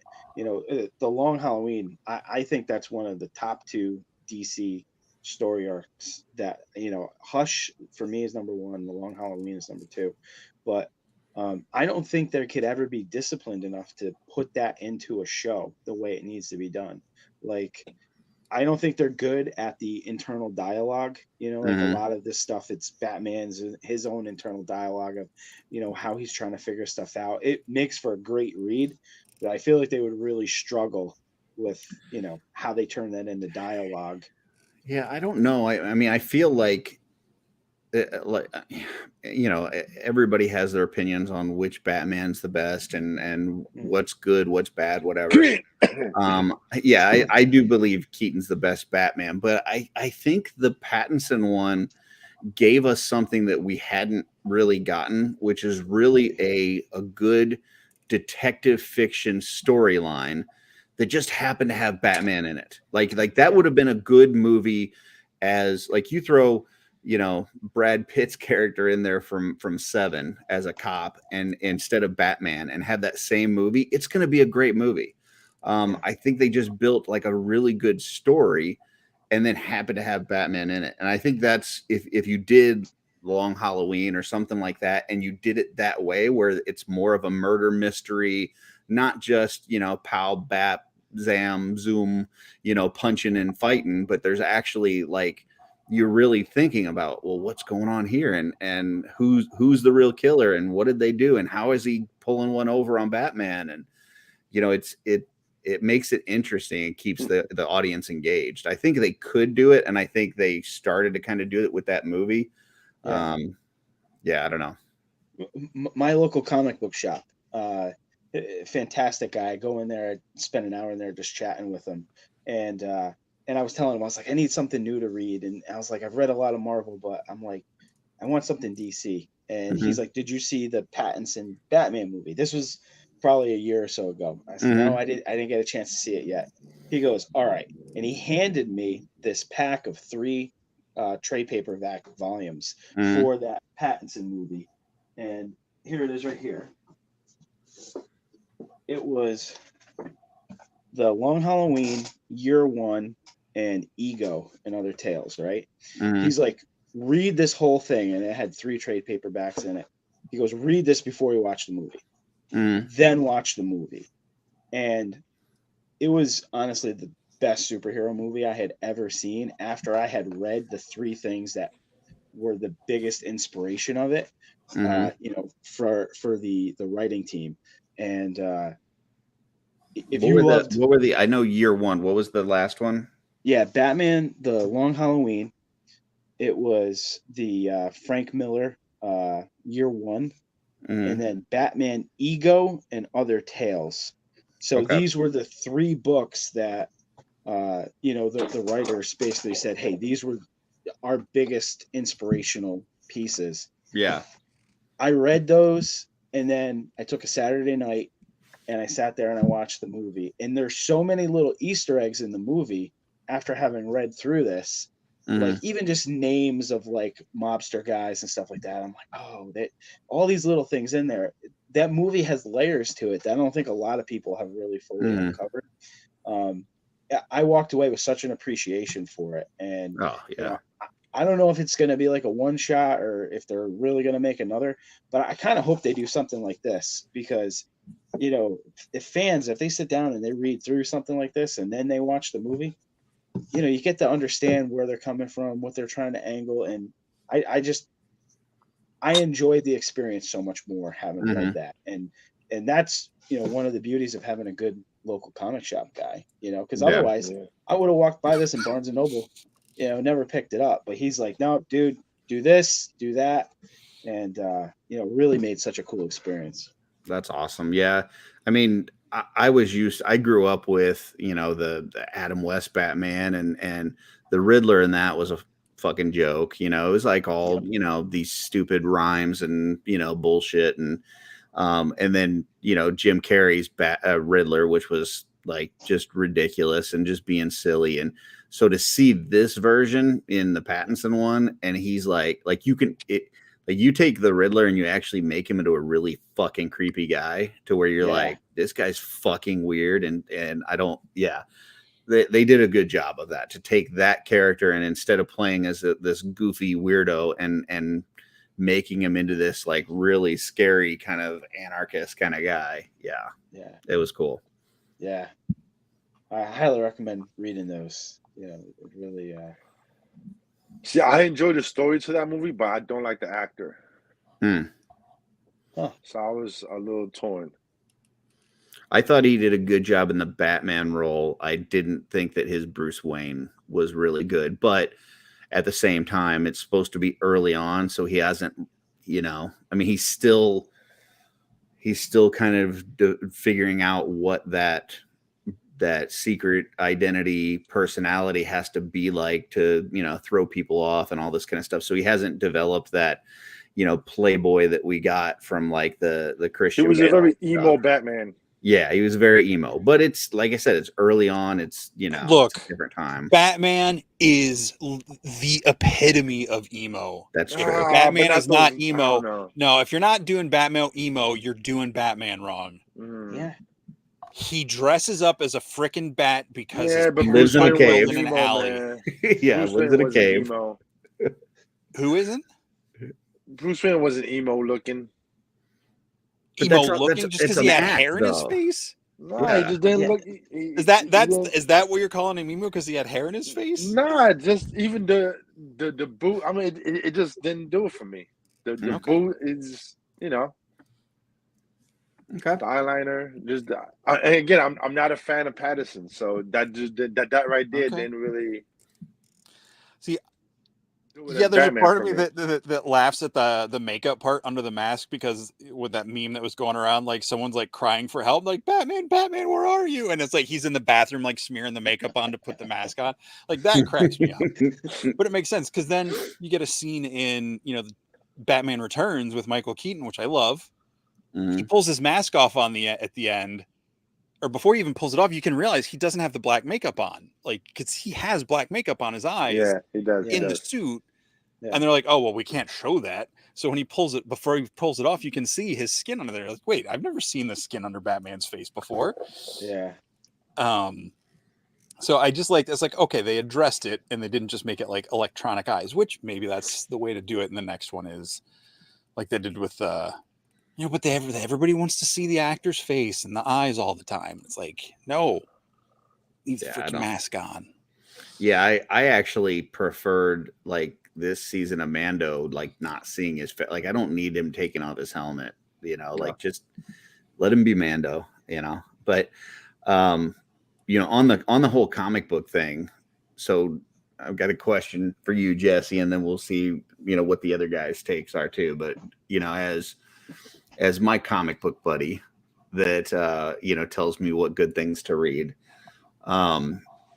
If Disney Plus was to do a Marvel series, some show, 6 episodes, 8 episodes, whatever, and take it from a comic storyline that they could do on a relatively mediocre budget that they don't have to put a shit ton of CGI into, what would be a good one that they could do, and how could they make it work? Oh, man.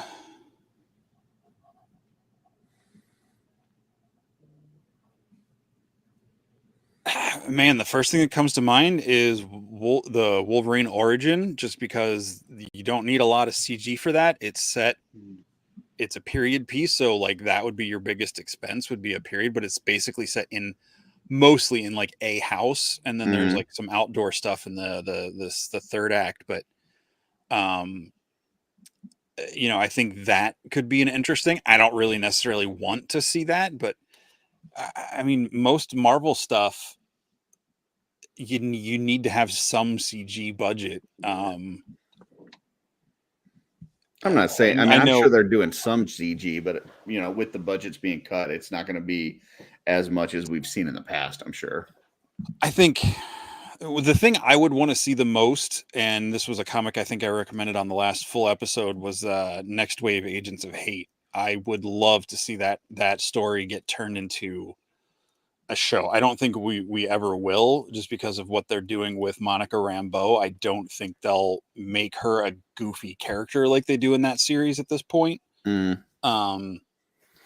But it's like a bunch of like lower than D-list characters at that point in time get stuck on a team together. They get hired by a company they think is like Shield, but they're really bad guys, and they steal like their plan, and it's just them trying to thwart their plans. And it's 12 issues. Every 2 issues is an arc, and or like a plot. So every 2 issues you get a full adventure, and then they're on to the next adventure, and then it pays out over the whole thing.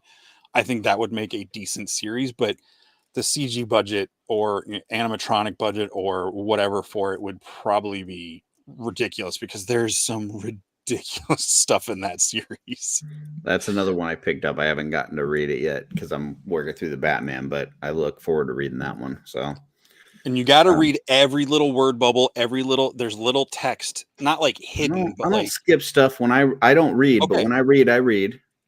I mean, you sometimes you see stuff. It's like, see Batman 32, editor Chris, there's stuff like that all through the book, but it's like punching people in the face, saving America by punching people in the face, like just little taglines, Yeah, like not hidden, but like kind of tucked into places that would be easy to miss if you're not trying to read everything. So, gotcha. I don't know. I mean, I think that's one of the things with superhero movies, especially Marvel stuff, is they are so bright and colorful and flashy that, I'm not saying you can't tone down and tell a good story, but I don't think people would want to see it. What about you, Greg? You got a storyline that you've read in the comics that you'd like to see on a series? I agree with Jesse with the Wolverine, especially with not as much CGI. But Thunderbolts would be cool. Yeah. What was the Wolverine when he was on that team in Canada? What Alpha Flight. Alpha Flight. Yeah. Well, no, he wasn't on Alpha Flight. He was with Department H, which I think Alpha Flight was out of. Okay. Yeah. Would something like that be a decent series, you think? Because I we think haven't that'd be seen, cool. I don't think we've seen any of that in any of the Wolverine that we've seen in the movies so far. No, we haven't. I think you could do a cool Wolverine series where he's in Canada, and it's not as much the superhero side of it, where it's more like him protecting a small town from the Wendigo, or different things like that. Maybe like in between, before he becomes part of the X-Men or something. Something that's not an end of the world tale. Yeah, he's dealing with poachers that are going after animals and doing stuff, or harassing people in the town, and you can get to see him let loose a little bit, and then maybe it builds up to the Hulk or the Wendigo as the big bad for the season. Yeah. And it ends with Professor X and Magneto coming to recruit him, or someone coming. You just let it be its own standalone story, or even a whole. I think it'd be a cool kind of horror thriller. You could do a couple of seasons of Wolverine shows, but call it like Weapon X, Logan or whatever. Weapon X is when he's like getting the medical test, and you end that season with him breaking out, and just, we haven't seen a good version of him escaping from the Weapon X project facility. Like it's been hinted at and everything, but like just getting to see him in go animation. in animation they did that was pretty cool. In animation, yeah, but I mean in the live action stuff, like they hinted at it in the one X-Men movie, they Yeah. hinted at it in one of his things, and it's just like, let's see him go dark, where we're seeing like out of that mask he's got on with all that crazy hair, and you just see that Yeah. blood red, like, you know, his first person POV. He's coming around corners.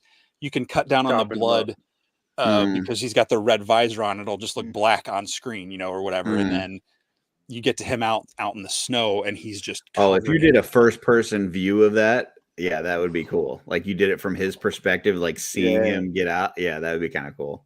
Yeah. because you could just hear that like primal, like animal, Yeah. like Grunts and- breathing, and like, you know, that blood. You know, you've seen it in other movies like Predator, different things when they're hunting. You know, you just get Yeah. that heartbeat and, you know, the sniffing, and then something, you know, the head. Yeah, it'd be. And then the running fast like That'd be Blair awesome. Witch or something. Yeah. Steve-O here says Punisher Born, which I've not read that one, but my understanding is it like he says here, it's while Frank's in Nam, and it kind of is more of the backstory of how he becomes the Punisher. You know, that would be something. I mean, shit, you just need, you know, a bunch of guys in a jungle setting. You probably really wouldn't have to do a whole lot of CGI stuff. That might be an interesting tale. They need to do an R-rated Punisher. Yeah. That'll do extremely well. Yeah. Chris, do you have one storyline for Marvel that you would think that would be good for a series? It's, you know, Jesse talked about Weapon X. I was looking through my, you know, Marvel shelves here, and I really think there's something there with that. You know, that's kind of where I was leaning, because I was Mhm. looking at my X-Men shelf, and, you know, with all the colors and, you know, all of the superpowers, it's going to be a CGI thing. But really, to get into, you know, when he's, you know, maybe even having flashbacks, right, of all of the torture in that chamber, and I just think there's a lot that you could do with it. You know, for a Marvel, that's where I would go. Just saying, comics, you know, I've got the whole run of Larry Hama books behind me from GI Joe. The first 60 issues are gold, and Larry Hama, I think he is drastically underrated for the amount of stuff that he's written and done over the last 45 years. Mhm. I would love to see sort of, you know, back when GI Joe first started, and, you know, they were larger than like an A team, but they weren't this, you know, super well known, you know, military force, and they were hiding in, you know, the basement of Chaplin's building at Fort Wadsworth in Staten Island. Like, there's so much that you can do with sort of that mission of the episode type thing, and they're starting to figure out what Cobra is, and they don't really know who it really is, and you could have a little bit of a spin-off of, you know, some of the backstory on Snake Eyes and how he lost his family. You could do a whole one spin-off of, you know, how it was a guy like Greg selling cars, and then all of a sudden something happened and he's kicking puppies, and he, you know, next thing you know, he's Cobra Commander. And I think there's no special effects, but it's literally just following the script. The guy wrote it, you know, it's Yeah. right there. Like, but there's something with some of these Hollywood writers, they have to do their own spin on it, right? But it's there, it's already written. Like, I've read this so many times that I wore out all my books. I got the trade paperbacks. I want to see it though on the screen, right? You know, like, Yeah. and there's so much good stuff there, and how they meet Quinn, you know, this sort of wild guy in this first few episodes. I don't know if you guys have ever read this. The Larry Hama book, like, that was my thing when I was a kid. You know, I got into everything else, but that's what got me reading comics to start with. And you know, he's now just came out with episode like issue 302. It's now been continued on its third publisher, right, from Marvel, IDW. Now I think it's Dreamwave that's now, you know, selling it, and it's a continuous story. But really, the first 60 issues, there's a couple seasons of a good show there. Yeah, I wasn't even thinking about GI Joe, but if I did, like, the one story that I would really love to see in a live action would be like creating Serpentor. Like that storyline of them like collecting the DNA of these folks throughout history and putting it together, and you know, I think that would be a really cool, probably more of a movie than a series, but just like, you know, detailing them like going and collecting this stuff and fighting the Joes at like every angle to try to get these DNA strands, and then putting it together, and then like, you know, the rise of Serpentor. Like I love that story from the cartoon, and I think that as a live action would be super cool. So it's funny how similar the books are to that cartoon, but also how different they are, because Larry never watched the cartoon. He never got the scripts. He didn't want to be influenced by it, right? So, I mean, there's still the same idea where they're trying to get DNA from, you know, these great leaders and these great soldiers, but they substitute, you know, some of these characters between the cartoon and the comic. But the comic's got like a darker, deeper twist into it, and you know, that would be an awesome one though. But there's no CGI with a lot of this stuff. You know, it's the bureaucracy of government. It's the you know, tragedy of war and what it does to people, and the inflection of, you know, them trying to cope with some of the things that they have to do. And yeah, I mean, I think you could do it more of like a thriller type thing, kind of like Captain America Winter Soldier, where it was more like this like spy thriller kind of thing. Like you could do it along those lines to where you wouldn't need as much of the battling and the fighting and this and that. It could be more the espionage part of it. So yes, totally. That'd be cool. I just saw Joe here says he was disappointed that Agents of S.H.I.E.L.D. set up Deathlock and did nothing with it. Yeah, well, they did. It wasn't a real great version of Deathlock anyway, but yeah, they introduced quite a few characters that they, you know, then didn't really do a whole lot with. So, yeah, I really enjoyed the first, you know, like 3 or 4 seasons of Agents of S.H.I.E.L.D. And then it you know, once they kind of separated that show from the rest of the Marvel universe, it kind of went downhill. It went on a totally different path, and they're time traveling and going to outer space and doing all this other kind of weird shit, and nothing is tying together anymore. It just, it wasn't really good. Yeah. So,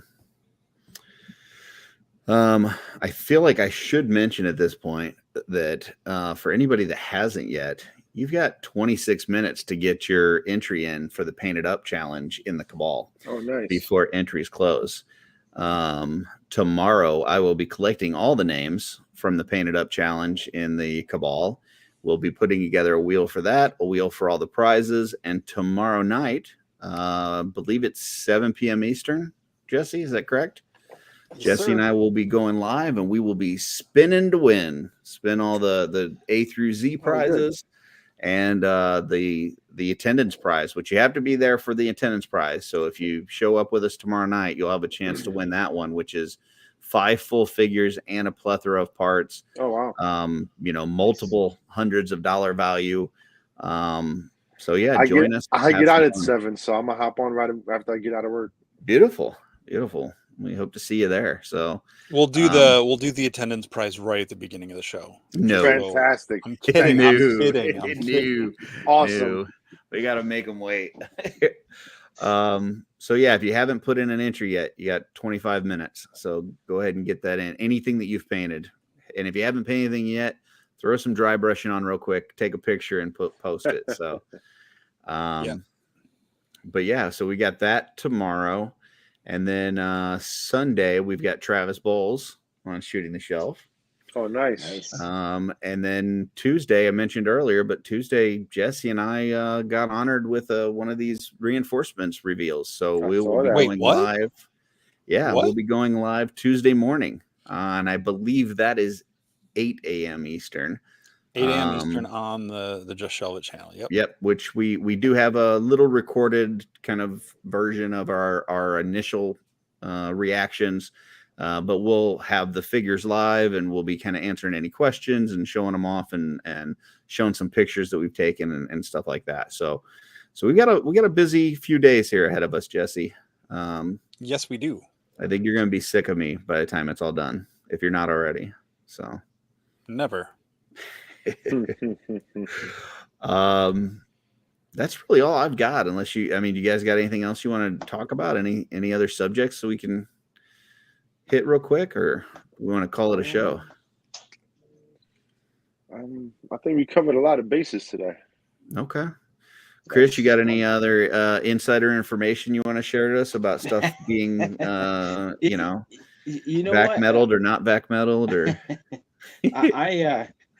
I just sort of follow the tea leaves, right? Mhm. And for anybody that's collecting, the mainline retail lines, there's a lot of inventory already stateside. Mhm. And if you were trying to hunt the last few months, I mean, the retailers just didn't know what to do with this stuff. Mhm. And I think what we're going to see over the next few months, and the big question is when, right? We don't know when, Mhm. is we're going to see some things barely hit or not hit at all. And unless you like pre-ordered it through Big Bad or Entertainment Mhm. Earth, or you're going to be like, what the hell? It's gone. And it's going to go into a closeout chain, because there's so much inventory sitting in a backlog. I have a pretty good feeling that a lot of the big brick and mortar retailers are going to sort of deny getting, some of this product. And uh, it's going to seem really desperate for a while on Mhm. some things. And we're going to see some crazy eBay prices on some waves of whether it's Legends or Transformers or Joe, because people are going to be like, this never hit, it's gone. And then all of a sudden, probably 6-9 months after that, you're going to start seeing it at your Ollie's, your Ross, your Marshalls, your Burlington Coat Factory, all that stuff. I mean, if you're not checking those stores right now, you're kind of missing out. I mean, I was in Ollie's this week, and they had classified Joes for $4.99. Wow. I wish I had an Ollie's near me. Me too. There's none. It was stuff I already bought, and Mhm. I kind of do a self-imposed blackout period from like November 1st to January 1st. Just focus on the kids, focus on buying gifts for friends and family. So Mhm. I know I'm getting close to that blackout period, so I'm like, all right, if I already have it, I don't need it. Right. And I think to the point Greg made earlier with stuff like that, it's no point in even trying to make a custom because they're going to try to get to everything, Right. right? Not with So Joe's, that's for sure. yeah, Now, yeah, if you want to army build out some troops or something, I get that. But yeah, I Yeah. wouldn't be working on yeah. customs for Joe's. If there was army builders there, I would have bought them, but there was no army builders. It Yeah, was like the like Tomax. I've noticed some of the retailers, like Big Bad is the one that I've noticed the most with. Like all summer long, they're having sales. They're having these closeout, like weekly sales, daily sales, summer sale. Like they're just trying to move this shit, and Yep. it just feels like they're really scrambling for warehouse space. Yep. So yeah, I mean, I see what you're talking about, and I know some folks have talked that the bless you. Plus, Thank you. Some folks have talked about, some of the stuff that we see even at Walmart and Target, like that may become a thing of the past. And, you may have to, just order your stuff online because you're probably not going to find this stuff in stores. So, yeah, I mean, I don't have The any thing that- insider information either, but it does feel like it's going that way. the thing that floors me about this stuff, I've got an Ollie's like right, a block away from me at work, and the only $4.99 Joes I'm seeing are the movie Snake Eyes movie ones. Yeah. Yeah, they're there too. Yeah. I haven't seen. I know, like allegedly, like Dusty and the Crimson Trooper are supposed to be there. Which, I mean, even at $9.99, those things are a steal.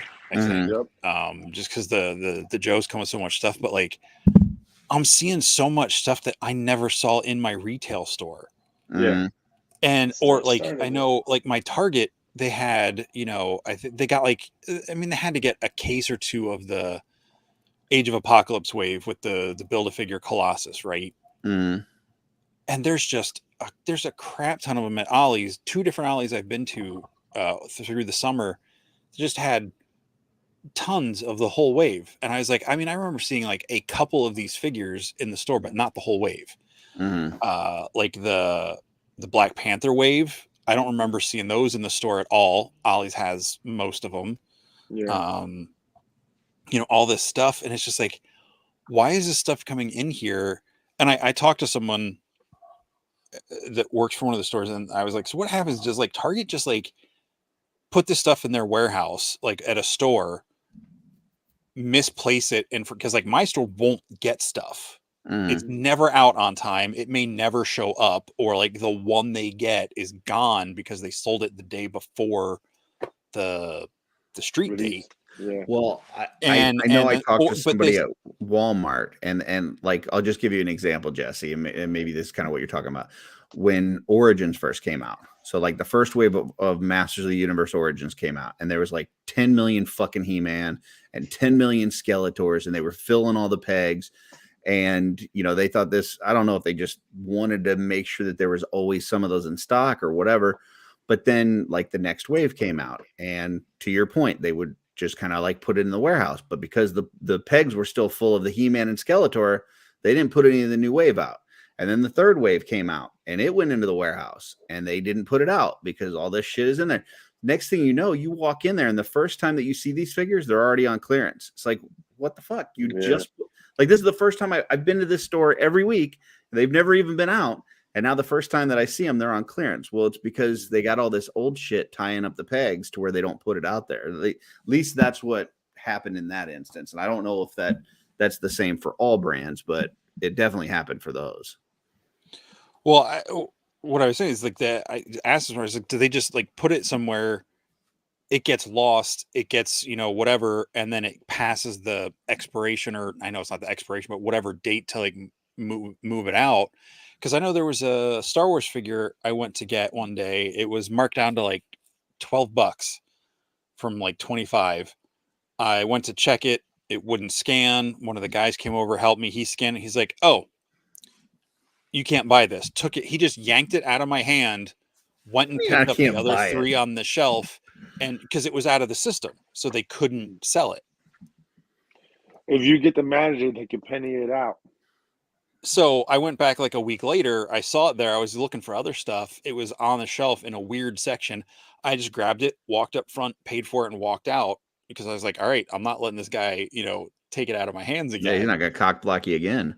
Yeah. And it's just like, and it wasn't like an in-demand figure. It's just like and for most of the employees at Target, like most of them, you know, they're just doing their job. They either don't understand the toy stuff and how all that stuff works, or, you know, I'm sure there are some people, I hear all these stories about people who are like buying stuff off the back of the truck before it ever makes it out to the floor. And I'm like, man, that's got to be a really smooth operation to be able to pull that off on the scale. I think it's just ineptitude feels insulting, but I'm gonna go with ineptitude. You know, stuff just gets pushed around. I don't like think it's I've had lost, stuff though, is what I was saying though. I think it's shelf space. Another example. No, but I'm talking my store. Yeah. What I'm saying is there's nothing on the pegs. There's a whole section for GI Joes. There's nothing there. They say it's in the store. They can't find it. Mm-hmm. And then 6 months later, I find it at Ollie's. Gotcha. 9 months later, whatever, you know, like it's like it never shows up in my store, and there's never anything on those pegs. I get what you're saying about the He-Man and Skeletor. Yeah, I mean, mine, they're just not stocking it. Like the Doomsday one I was telling you about, that had that Doomsday Superman 2-pack. Yeah. They had it at Target, but they had it in the back room because they had all these other figures out there that weren't selling these, like this fucking massive Joker and the Clayface and all this kind of other, like there's the McFarlane big figures, you know, and they had those were filling up the shelves of shit that weren't moving. And that's where the Doomsday was supposed to go. But because that stuff wasn't moving, they weren't putting it on. It was just sitting in the back room. So it's in their inventory, but they're not filling the shelf with it because of all this other inventory that's sitting on the floor. Unless you ask for it. Right. And that's what my wife asked for it, and they were like, oh yeah. And they brought it out of the back and gave it to her, and then she was able to buy it. But, you know, if you don't go in specific, and then, you know, to Jesse's point, the poor fucking Target people dealing with us toy collectors every day. Hey, can you check the back for this stupid toy? And you know, and they've disabled most of those, DPCI websites, where you can check inventory. 'Cause they got so annoyed with that. I remember it was a couple of years ago, 2-3 years ago, it was January 1st, all of the Cobra Island Vipers were showing up in the stores. And I showed up at my local Target. I only know 2 other local collectors, but there's 12 guys standing in line to try to get Vipers. And I'll be honest, I was number 8, but I was able to get one, but kind of trotted over to the aisle. But I'll tell you, for Target, and this is all stuff that I learned open source, right? Target takes their inventory in their possession overseas, right? So a lot of brick and mortar, a lot of times the manufacturer will actually bring it overseas, into one of our ports, and then they'll distribute it out to, different brick and mortar retailers. Target takes ownership, so it hits their balance sheet as inventory when it's in China, and then it gets into their distribution system, and they ship it over, and then it starts funneling out to the stores. They will start refusing new product if their system gets too backlogged, which is why we're starting to see some of the stuff at the Ollie's. I would say Target maybe clearances things too soon from our perspective, but we also don't know all the other things behind it, because their inventory system is set up for laundry detergent and mops, right? It's not necessarily set up for toys, right? And it just looks at how often does product on that peg come off. So, but the one thing I would throw in on there, though, Chris, is that they don't do a great job of flexing their planograms. Like, their planograms are so rigid that they're like, okay, we've only got these fucking 3 pegs for He-Man, and if those are full, that's it. Even though the like 4 feet next to it is completely empty with nothing, and they won't flex it and kind of get that other inventory out there. Yeah. The other thing I've noticed is that Target, to exactly your point, to fill the planogram, will break cases at their distribution center, and they'll have brown Target boxes that all kinds of random shit shows up in, right? So, if you are in the store and you're checking the DPCI, you'll say, hey, the store just opened, it says 2 on hand. Our first thought is, oh, some scalper came in here and grabbed 4 of them or 6 of them, or he works here. But no, actually what's happening is they're breaking cases. They're getting 2 in this, box of, My Little Pony, Hello Kitty, ladies' underwear, all kinds of crap in it. And eventually throughout the day, they make their way through those boxes and they put it on the peg, and then it doesn't last long because there's 2, right? And it only takes one guy to be like, oh, one for me, one for my buddy. One to open, one to keep sealed, and then it's gone, and we never see him. That's been a big frustration with a lot of the stuff at Target. Walmart, on the other hand, they continue to value their inventory way too long, and they never clear it out, or they clear it out and it's like regular price $19.99 on clearance for $19.97, and you're like, oh, thank God I waited. Thank God. Like, what am I gonna do with all those extra 2 pennies? Yeah. Or my Walmart's the worst. They'll take things and they'll put it in brown boxes and they'll stick it in the garden center.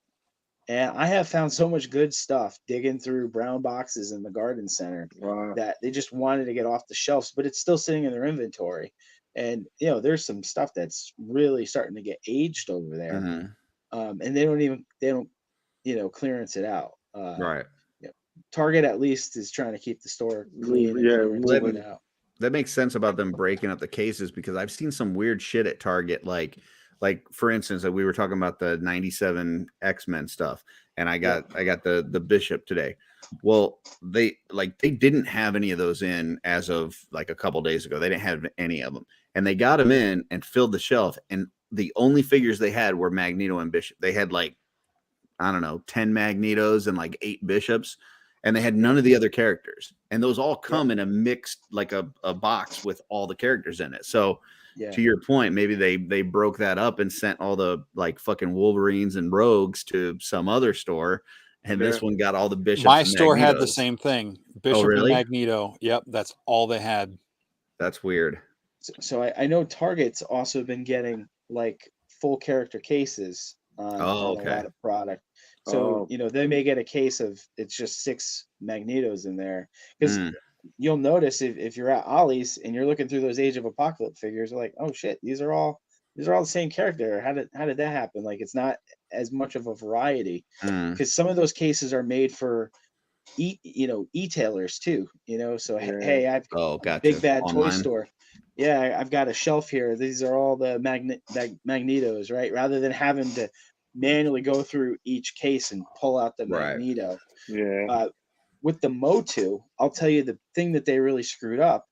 They were actively trying to fix what happened with 2000X, which is the pegs were clogged with He-Man and Skeletor, right? And then they never got to the other characters, or all you could find on the shelf was like a Buzz Off, right? And no kid wants to start off their collection with Buzz Off. So there was 3 pegs at most Targets. Each had a different DPCI. He-Man had his own DPCI. Skeletor had his own DPCI, and then an assortment of the other characters of everything else, their own DPCI. But they did a horrible job with it, and they ordered the same number of He-Man and Skeletor as they did the assortment of all of the other characters. Oh wow! So they tried, and they screwed it up again. And so if there's like 6 other figures in the wave, you're getting 6 times the amount of He-Man and Skeletors as each of the other figures. Yeah. And for everybody that I see online celebrating that they got, I got a Beastman for $6 on clearance. Well, there's also especially like the Masterverse. There's also people who are like, I've never seen King Randor the Origins, or I've never seen, for a while it was Sorceress. I never saw Sorceress, and I pre-order all of those from Big Bad Toy Store because I was so tired of running around at the stores. But if I didn't pre-order them, I don't think I would, have all the waves. Yeah, that makes sense. Man, all this just makes me really glad I collect Mythic Legions. Yep. It's where it's going. It's where it's going, with these online pre-order. I wish they would, not the 4 Horsemen. I think they do a great job, and I think it's very fair in how they have you pay up front, right? And then you get your product, right? What I'm hating is, I'm getting boxes and boxes of things showing up at the same time, that some of it was supposed to be delivered in November, some of it in January, some of it in March, some of it in April. It's really hard from a cash perspective to manage this stuff. They say, hey, we'll ship this April of next year, and then all of a sudden, like 6 weeks later, it's at my door. Well, future Chris was going to pay for that in April, not now, And, right. And if they really want to go to a pre-order own thing, they have to figure out a way of tailoring that, because there's only so many of us diehards that are like, we're going to figure it out, right? I mean, for some of us here to be talking like, hey, this is too much sometimes, and then there's nothing at times, really means they need to figure out a way. I would like a subscription-based thing, right? Like, you want to get into, like the Maddie Collector that they had? Yeah, well, that was okay when it was like, hey, you signed up, you're guaranteed a figure. There's no stress of having to log in at 12 o'clock on a certain day. Like, that sucks, right? Especially if, we're all people trying to make a living, right? If work doesn't allow it and you miss out, and then you got to go on eBay. But I'm just saying, like, hey, put me down for one of these figures, ship me 1 a month or 2 a month, and let me build that into my budget. I've got my $60 a month that I'm going to put towards this line. I'll get everything, but it's manageable. It's just, it kind of sucks when it's like all of a sudden 8 things show up in 1 month, and then you had like 6 months of nothing. And if you're like me, you start filling those other months with buying other crap. It's not like you're saving money in those other months. You're like, oh, let me start buying Street Fighter figures. Oh, look at that Tekken figures. Yeah, I'll get a Tekken figure off of Amazon. That'd be cool, right? So well, that's a good thing, to Jesse's point. That's the good thing about the Four Horsemen is that they have, had their kind of staggered releases all throughout the year. yep. And they've been doing a lot more of these smaller waves where it's, 6 figures or whatever, to where you can get it all in for, $200-$300. And it's not, where, it's a few months goes by and you buy other things, like you said, and then all of a sudden they hit you for, $600. Like, oh, fuck that, that sucks. But, but I do agree, like a subscription thing, like if you knew that next year, let's say that Four Horsemen are going to put out whatever 30 figures, and you commit like, oh yeah, I want all 30, and here's how much that breaks down to be per month, and just take it out of my account every month, and I know exactly what it's going to cost, and that would be nice. And I know, I was never in with the Matty collector thing, but my understanding is you paid a monthly fee, and then you didn't know what figure you were going to get, but you got a figure every month that got shipped to you.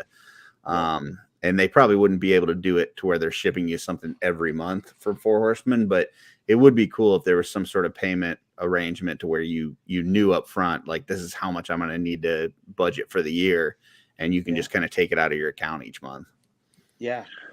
They do try to spread it out, because they do take into consideration people's budgets. So that's something they do think about, and that's kind of why they spread out certain waves with how many figures come in certain waves, or they throw in the Figura where it's one figure here, so you're still getting something and you feel like you're receiving something, but it's not smacking your wallet, Right. Yeah, that's and nice. I know someone asked about Kickstarters, and at the end of the day, all these places are individual businesses and companies trying to promote their product. And while they might also be toy collectors and like a variety of things, like all of us have to live within our means. Like, we still got to survive. You got to bills, all that stuff. But like, at the end of the day, the companies are not thinking like, yeah, I want to make sure Jesse can get all the Four Horsemen stuff he wants, and time it so he can get the Hasbro stuff he wants and the McFarlane stuff like, that's not on their radar, and it shouldn't be. Like, and that's it's like, we want to put out the best stuff we can, and like, yeah, it's unfortunate if you like all the different things and you feel like you have to get this thing or this Kickstarter. Like, Kickstarters, man, as much as I'd like to go all in on some of these things to help promote smaller companies, like, it's going to be a single figure like that. Was it the Legendary? They look cool. I don't have a connection to them at this point. I'm getting one because I know the Four Horsemen did the design work on it. They look cool. It's going to be different than anything else I have on my shelf. I'm good, one and done, and I've been that with a lot of figures with AWalk, Cyberzoic. Like, it's like, hey, these are cool. Appreciate that the people that put work into it. They look great. I mean, it's two things, like you said, budgetary, but then also space. Like, this shit takes up a lot of room, and we're not getting rid of toys as fast as we're getting toys. And so, at some point you run out of just space too. Well, back in the day, like, waves used to be spread out, even with like Legends. Like, we didn't get bombarded like we are now. You might get 2 waves a year compared to you getting 8 in a year now. Yeah. So it's like, there's that.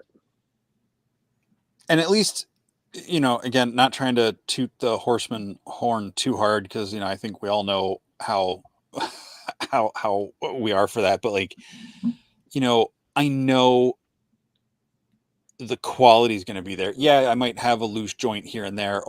There might be something with a soft good here and there that, that's, but overall, the look and the quality of the figures I've gotten from them have never disappointed. The last 4 or 5 Transformers I've gotten, I was like, man, these feel cheap. I'm paying almost double what I was for this same size figure 2 years ago. And like the Insecticons and the Dinobots I've gotten recently, they feel so cheap. Yeah. Compared to some of the earlier Siege line figures and stuff. Yeah. Some of the Marvel Legends are so floppy and all this stuff, but like I understand, again, it's a big company, they've got other things, but it's just like, I'm gonna keep putting my money where my mouth is for Horseman stuff, and like that's my go-to place for stuff I enjoy. So Yeah, I'm starting to dial back a lot now myself, having to make some cutbacks. So I dialed back pretty much on Legends almost all the way. Just like Spider-Man and Wolverine, because I got my Spider-Man and Wolverine shelves. But other than that, really, I'm just been really dialing back a lot. I've been skipping whole waves, and I'm like, okay, I'm good with it. I used to joke that like I cleared out a bunch of Pops at one point. I cleared out a bunch of Marvel and all these other figures at one point, and I look at my shelves. I'm like, man, I can't tell you where anything left from. Like if people came over, like Greg, not Greg, but you saw how my place was. If you came like 2 years before, it would have been more Pops, like than it was then. But it's just like, unlike that with you, with looking at your room, like, oh, you cut back? Yeah, sure you did. I'm pretty sure you got 4 more cubes filled in than when you were on the show 2 months ago. Correct. I'm saying it's coming faster than it's going. From last Legion Con to now, it's completely different setups. Yeah.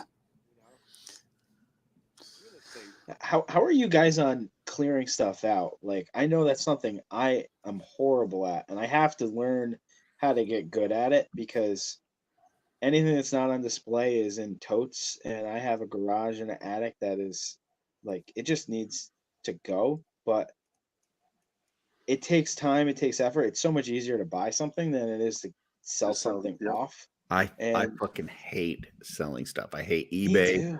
I hate talking to like just posting stuff and having people and then dealing with shipping, and I just hate it. Like I'll either like sell a giant, like I got rid of all my classics and I sent it to Justice Curry, and I just like sent him, I think it was like 3 massive boxes. And then he said, okay, here's what I'm estimating it to be at that I would give you for it. And I'm like, cool, sounds good. Like whatever. Like I'm not gonna fight you on it.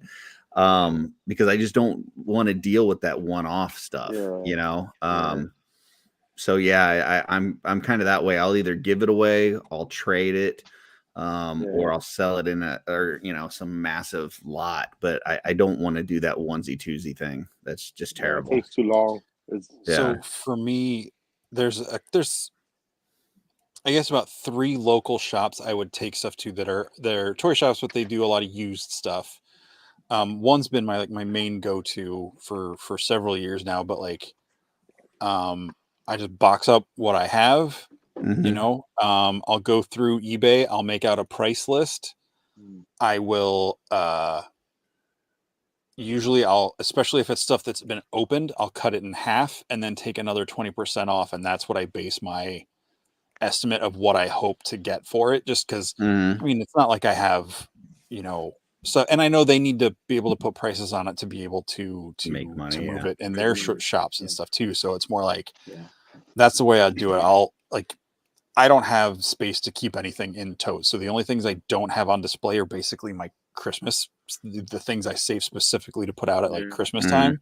But if that was the thing I came up with years ago, I was like, if it's in totes, I'm not keeping it. Like, it's just there's been times when I've regretted that, like my Lord of the Rings figures and other things, but it's like, you know what, they're gone, someone else is enjoying them. Now, when you take them to these shops, do you do like, are these the type of shops where it's like they'll give you so much in cash, or they'll give you so much in credit, and the credit's usually higher than the cash?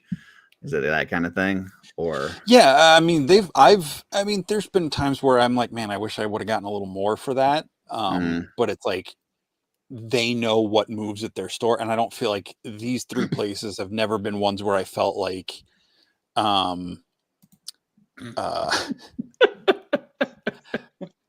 I don't have kids to get rid of, Joe, and I Joe's can't get a just bigger taking house. out kids. He's just fucking poof. Like hey, I got some new GI Joe vehicles coming in. Sorry, you're not making the cut. You gotta get the fuck out. But yeah, no, they're good places. They're people I've gotten to know over the years. Some of them I've known for less time than others, the owners and stuff. But like they're good to work with. They do deals. They're like, or hey, I know you were asking about this. I set this aside for you. Or like, hey, bring your stuff in now. I can evaluate it. And you know, depending on where I'm at, if I'm selling stuff, it's usually because I need the cash. So I'll be like, well, can I do X amount in credit and X amount in cash? And they'll be like, well, how about this? And they might barter a little bit, but usually it's pretty close to what I ask for. They're decent people, and there's a cool toy collector community like of owners and people that do the shows and stuff around here that I'm getting to know. So of what you have on display right now at your house, what's the next thing that would be on the chopping block? Man, I don't know. I mean, I'd essentially, like, if I was to like clear out more stuff, comic books would be the next thing to go. Not all of it, but a big chunk of stuff that I was just collecting just to collect. Yeah. As far as toys, man, I've cut so much back on the stuff where I'm like, I'd probably narrow it down to just specific characters, because like I have a mix of Marvel, a mix of DC, a mix of Star Wars, whatever. Gotcha. If I narrow it down more, it's going to be like, all right, it's just Ahsoka and just Rogue, just what like one or two characters from a property that has multiple variations. That's probably be the next thing, or maybe just all of the pops that I still have. What about you, Greg? You got anything that would be on the chopping block if you had to make some room? Me moving. That's the Joe Gonzalez method. You just get a bigger house. Probably my Silverhawks at this point. I might keep like one or two of them out. Of what? Silverhawks. Oh, Silverhawks. Yeah. Yeah. What about you, Chris? Probably the Valaverse Action Force. Wow. I backed the Kickstarter. I like them. I mean, some of the early figures, I still have to heat them up to really move them around well. Play around with them. But then he started making females, and you're like, "Fuck it, I'm out." It was bad timing. That was bad timing. But like, what really got me into it was like, oh, I'm gonna get a Sergeant Slaughter, right? Now I have a classified Sergeant Slaughter. Oh, that classified Steel Brigade. One is good. Guess what? In my pile of loot right now is the new, they gotta call it Steel Corps. Steel Corps, Steel Brigade, and I'm not saying I don't like them, but with space being a priority, and I know, other stuff coming down the pipeline, I don't have the attachment to that I do to Transformers, He-Man, G.I. Joe. Probably next after that might be my McFarlane DC stuff. It just because I know at some point somebody's gonna make better versions of those figures, and I kind of especially if you're waiting for a certain Batman, just wait 5 minutes and he'll make another one. Did you get the Batmobile? I did. I got the first round that they did. Me too. Yeah, me too. And I like it, but I had a buddy track down the Keaton Batman, right? And he was so excited. He dropped off the Keaton Batman because it like barely hit retail by me. And I'm sitting there and I'm looking at it in the package, and his logo's on upside down. Oh, that's you rough. kidding me? So he's like, "Well, I feel bad, man. We'll take it back." I'm like, "We're not gonna find another one. I'm gonna keep it." I'm like, "Don't worry, I'll heat it and I'll fix it." Right? Well, it's like recessed into the chest cavity. It's glued. I'm like, Oh man. anything I do, I'm gonna destroy it. So he sits in the car, so you can't see him. But I was so excited to get a Keaton Batman, Yeah. and yeah, now he's just kind of disappointing because the logo's on backwards. I got that that 6-pack, the movie one. Yeah, Man, me it's so too. nice. I Oh, saw that at the comic shop. I love that movie. I like that's one of those I won't take them out of the package because the packaging just looks so fucking good. Yeah. Yeah, I'm super happy that I got that 6-pack. So for me, I think I mean I've got a couple Mondos that I've already boxed up that I'm planning on selling at Legion's Con. I think the next thing to probably go for me would be a lot of mythics, if I'm being honest. I mean, the biggest things that I've got on display is Mondo, Cosmic, and Mythic, and I'm definitely not cutting back on Cosmic. So I think it would have to be some Mythic figures. So Just imagine I'm Sarah McLachlan singing that sad song about adopting dogs when you get ready to move those Mythic Legions. Just let me know. Okay. Yeah, Guys. I mean, it's just gotta, I don't know, make some room for the new stuff. Jesse, if you're thinking about selling comics, I would do it sooner than later because my local comic shop guy, he's like stopping buying collections. He's like, he's got 2 storage units plus a store, filled, and he's starting to get into the toy stuff. But he's telling me that basically after new releases, like if something doesn't sell, that comes out on a Wednesday, if it's not gone within like a week or 2, he's like, it's sitting. And I see him, outside of like really nice graded books and stuff like that. Yeah. He's like, nobody's going through long boxes like they used to anymore to find back Oh, issues. we do. I worked at a comic shop until like a month or so ago, and we've got a whole dollar bin section, and Yep. we've got people going through the long boxes like all the time. So Really? yeah, I think it's just, I mean, The most area. people are there for the new stuff, but we have, there are people that come and hunt stuff, and up until a couple of years ago, they wouldn't buy stuff newer than like early 70s. If it wasn't early 70s or older, the guys didn't want to look at it. Now, I mean, they're doing, rock bottom pricing on stuff like, oh, you brought in 3 long boxes, here's $75 or $100 store credit, and you might have some real gems in there, but they don't cherry pick. They just, they give you an offer on the whole thing and, take it all. So like, if I was to do that, that's probably what I would do, just to, get rid of them for space. Mm-hmm. And if it's a particular story you like, just get the trade paperback. So yeah. Or digital. Yeah, I'm not a digital guy, man. I don't like digital for comics myself. Yeah. It's very cumbersome. So nice for traveling, but I think because I was at the comic shop and I at one point wanted to get into doing comics, just like I was with movies at one point, I felt like I had to get so many to kind of like prove my status or whatever as a fan or a collector, all this stuff. And now it's just like, man, I have so many of these books that like I'm never going to go back and read. Like, other than you guys on here, who am I really impressing with my comic book collection? It's not like I have a lot of guests coming over going, ooh, what's in that box? It's hard to display too, unless you have the slabs. Yeah. I mean, a whole bunch of long boxes, you don't really get it until you start pulling through it. Yeah. Brad here says most comic shops want too much money for their issues. That's one reason why they don't sell. I'm going to throw my opinion on this, and then I want to hear what you guys think. I don't think that's the case.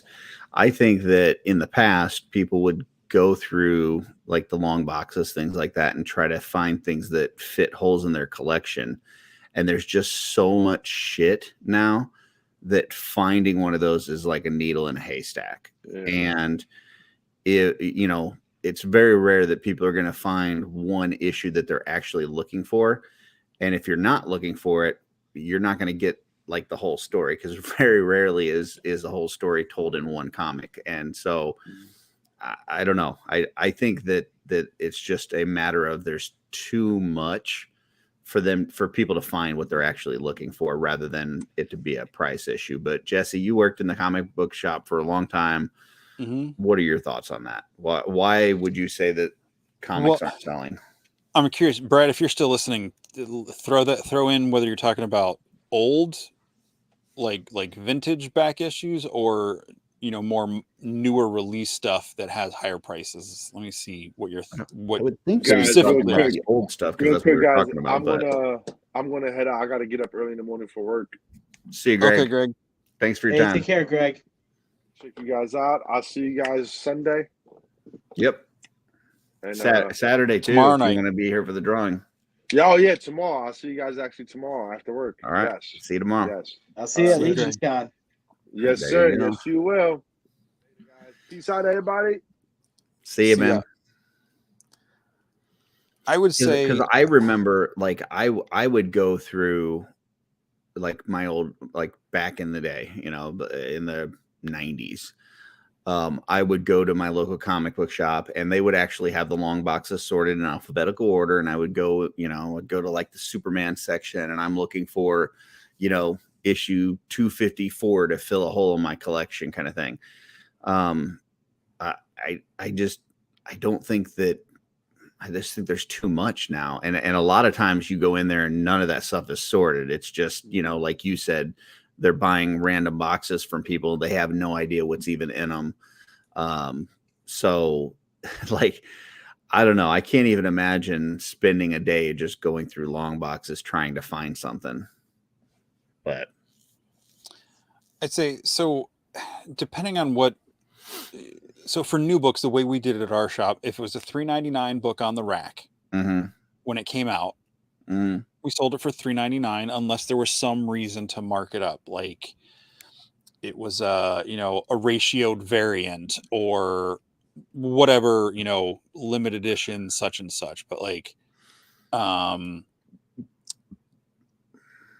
so like our bins are our back issues. Once it comes off the wall, we basically add 26 cents to it, because bag and board, we sell it as a combo for 25 cents. So instead of making it $4.98, it's or $3.99 comic would be $4.25 instead of $4.24.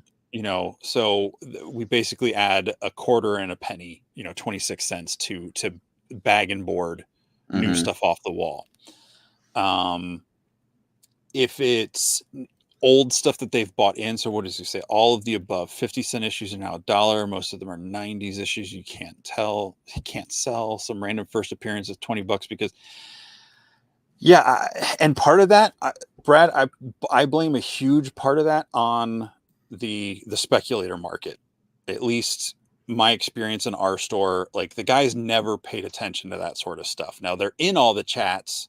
They're in the different groups, seeing like who's talking about these books being like, oh, this new Image #1 is going to be coming out, and it's so-and-so writer, and it's already been optioned for a Netflix show, which means fuck all.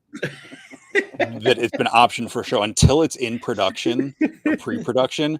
It doesn't mean anything. It just means someone's like, hey, we want to be able to buy the rights to be able to possibly make this at some point.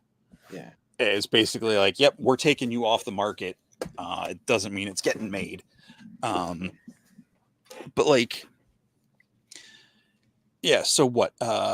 Some first appearances, $20. Okay. Yeah. So you get stuff like that where the different chats and stuff will be hyping a book up.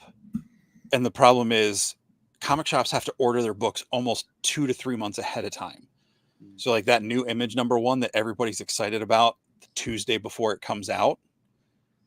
Well, guess what? We had to put our order in for that 2 months ago, and 4 people signed up for it. So we got maybe another 7 or 8 for the rack just in case it does well.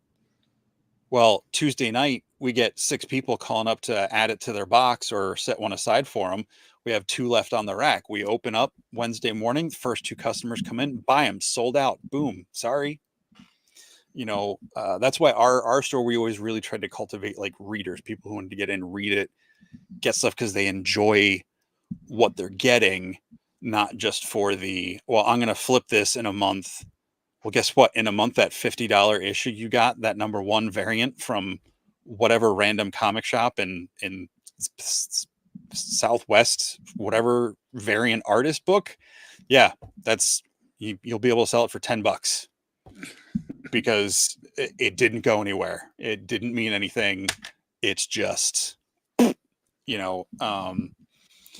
can't speak for a lot of other comic shops. I don't get to go to many.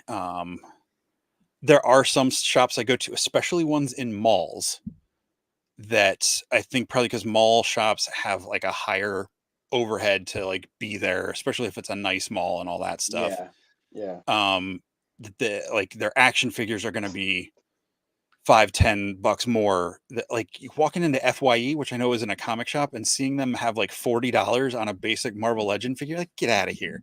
Like who's buying this? Oh, it's on sale for $29.99. Oh, cool. It's $5 more than it is everywhere else. Yeah. And it's been here for 3 years,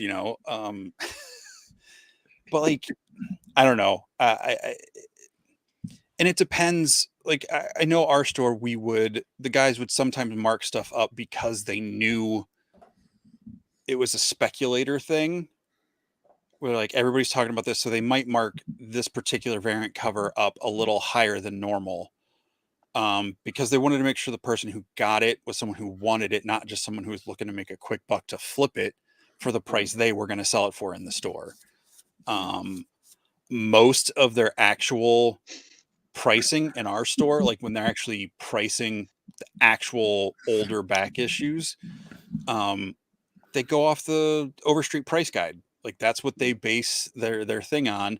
If it's something that has a lot of hype because a movie is out, they might mark it a little bit higher, but not like, but yeah, I've definitely been to a couple shops over the last couple of years where it's like, oh, this, She-Hulk's coming out here, buy this, like we have at our shop, we had like entire runs of series. Like it's like a full run of a story arc. It's like originally, like $80 for this whole set, now on sale for, $20. So like they're deep discounting stuff all the time at that shop. So I think it just depends on area and region and what people are into in that area. Cause our store, we have 2 locations. They have 2 locations about 45 minutes apart from each other. One store has a very specific set of interests in their readers, and then the other store has a very different set of people that come in and look for stuff. Like one store, it's all Deadpool, all Walking Dead, all like that super 90s, I'm not trying to say this isn't an insult, but like that kind of 90s, extreme guys, stuff Steven would want to read, Kurt, like all the, it's all that the guys in pickup trucks with the Punisher logo on the back.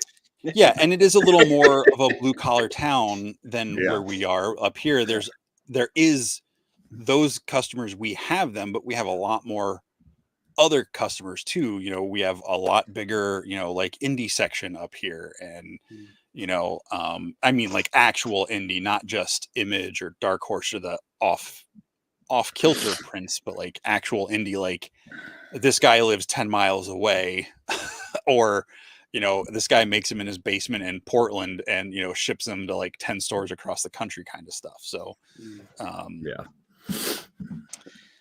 Jesse, I have a question for you. Yeah, obviously it varies by the shop and probably by the company, right? Marvel, DC, but I don't have any appreciation for this. So if there's a new book and say it's $5.99, roughly what does a store buy that for? Because that's a good question. I don't know. It's Okay, I can tell you this. I'm not going to remember. So I could be off on the coinage amount. I believe, and it might vary depending on the store, and because Diamond isn't the only distributor anymore, this might not Yep. hold as an accurate value Yeah. anymore. But years ago, when I was working there and everything was coming from Diamond, say for Free Comic Book Day, the way our store did it, everybody could come in, you get 3 free comics. If you brought food donations, you brought in 10 good food can items for donations, you got 10 more comics on top of that 3 for free of charge. You got 3 just for showing up. We would have literally lines around the building all day. It was an all day event, like a 12-hour event all day long. Thousands of free comics from that selection, because it's a batch of stuff that the distributors, the publishers make available. We had to pay for all those comics. Like, they don't give them to us for free. Yeah. So I want to say they were between 25 to 50 cents a comic. So if you're giving out thousands of comics at 25 to 50 cent cost, we would also have a sale and do other stuff, to hopefully encourage people to buy other stuff while they're in there to kind of offset it. Sure. That was our Black Friday kind of thing, because Black Friday at comic shops, at least our shop, isn't like everybody's going to Walmart, Target, and all that stuff, But free comics, comic book day comics are usually, they're a lot less quantity in the books. So I mean, I don't know. They if it's a $5.99 book for cover price, I don't know how much that costs. Like I was not privy to that knowledge. I mean, probably at least a couple of bucks, but then they're shipping. Like, comics aren't light. You get a box of comics, like you pick up a long box, that's heavy now, and you get like 5 or 6 huge like shipping boxes, that stuff with graphic novels and other stuff in there every week. That's a crap ton of shipping, or someone's driving to a location and picking it up. So shops don't make a ton of money off the actual price. Like, I think our stores mainly are making their income off the back issue sales, not the I mean, not that they don't make money off the regular comics, because otherwise it would completely flop as a business. But yeah. So I kind of got this idea, and I'm new to this whole reading thing. Like, this is I'm not like an experienced reader, so bear with me here. But I've been through a few trade paperbacks now and stuff, and the one thing that's a little frustrating, because we were just talking about having space with toys and stuff. Well, same thing goes for if you're buying these trade paperbacks and stuff, and you read it, and now it's like, okay, now what do I do with this thing? And I think it would be cool if there was like a place, like a building, where you just like had a bunch of books, right? And you could just like borrow it and read it. And then like when you're done, then you just, bring it back, and then the next person can like take it out and read it, so that you don't have to like be stuck trying to find a place to like keep that book, Curtis, they should probably give you like something that with your name on it, so that way they know who's taking them. Like a card, something like that. Yeah, but free. I believe what you're describing is it exists. It's called a library. Oh, is that what that is? Yeah. Okay. I've heard of that. Most schools have one. Gotcha. Okay. A lot of towns have them. Gotcha. Yeah, it's usually free. If you keep a book out too long, you might get a fee. Gotcha. But yeah. In all seriousness, though, with like these ones that I bought and I've read now, and I'm probably never going to go back and read it again. Like, what do you do with that? Like, do you bring that to your comic book store? Do you like donate it somewhere? Do you like just throw it away? Do you store it and never touch it again? Like, what do you guys do with that stuff? Well, I know I just saw Chris turn around and he had that stuff behind him, so clearly he's putting them on a shelf somewhere. Trade paperbacks. I don't know if you can see. I keep all my trade paperbacks on a shelf, but this is an ongoing conversation with my comic shop guy because I will only buy trade paperbacks from him. Mm-hmm. Like I know I can go on Amazon and probably get it for a third or half of the price sometimes, but I want to support him and I want to support the industry because it's brought me joy. And you know, I have 3 boys and I can't take them to a Toys R Us anymore. But you know what they want to do? They want to go with me to Mr. Dan's comic shop. Mm-hmm. And so I want to keep his lights on, right? So the books that I'm interested in, I also want them to be continued to be printed by the publisher. I don't necessarily want it to wait till it gets to trade paperback. So my pull list, I kind of look at it as sunk cost because I want this to continue, right? And I know there's some people who think like me and other people who don't, but yeah, I've got a big backlog that I gotta still read, but I will continue to buy that to support him and to support the comic industry because I think it's important. I don't know what to do when I'm done reading it. Well, you've know? kept yours. You've got yours there. Like, do you? My question, I guess, for you would be: do you ever go back and reread them, or are they just taking up space? Never. I will refer back to the trade paperbacks. You know, like that's what I'm saying. Like the trade paperbacks, do you ever go and reread them? These I will. I will. The single issues almost never do I go back to them. Because like I got the 2 Helheims, Jesse, and then I got the Last Ronin, and I'm now on the Batman.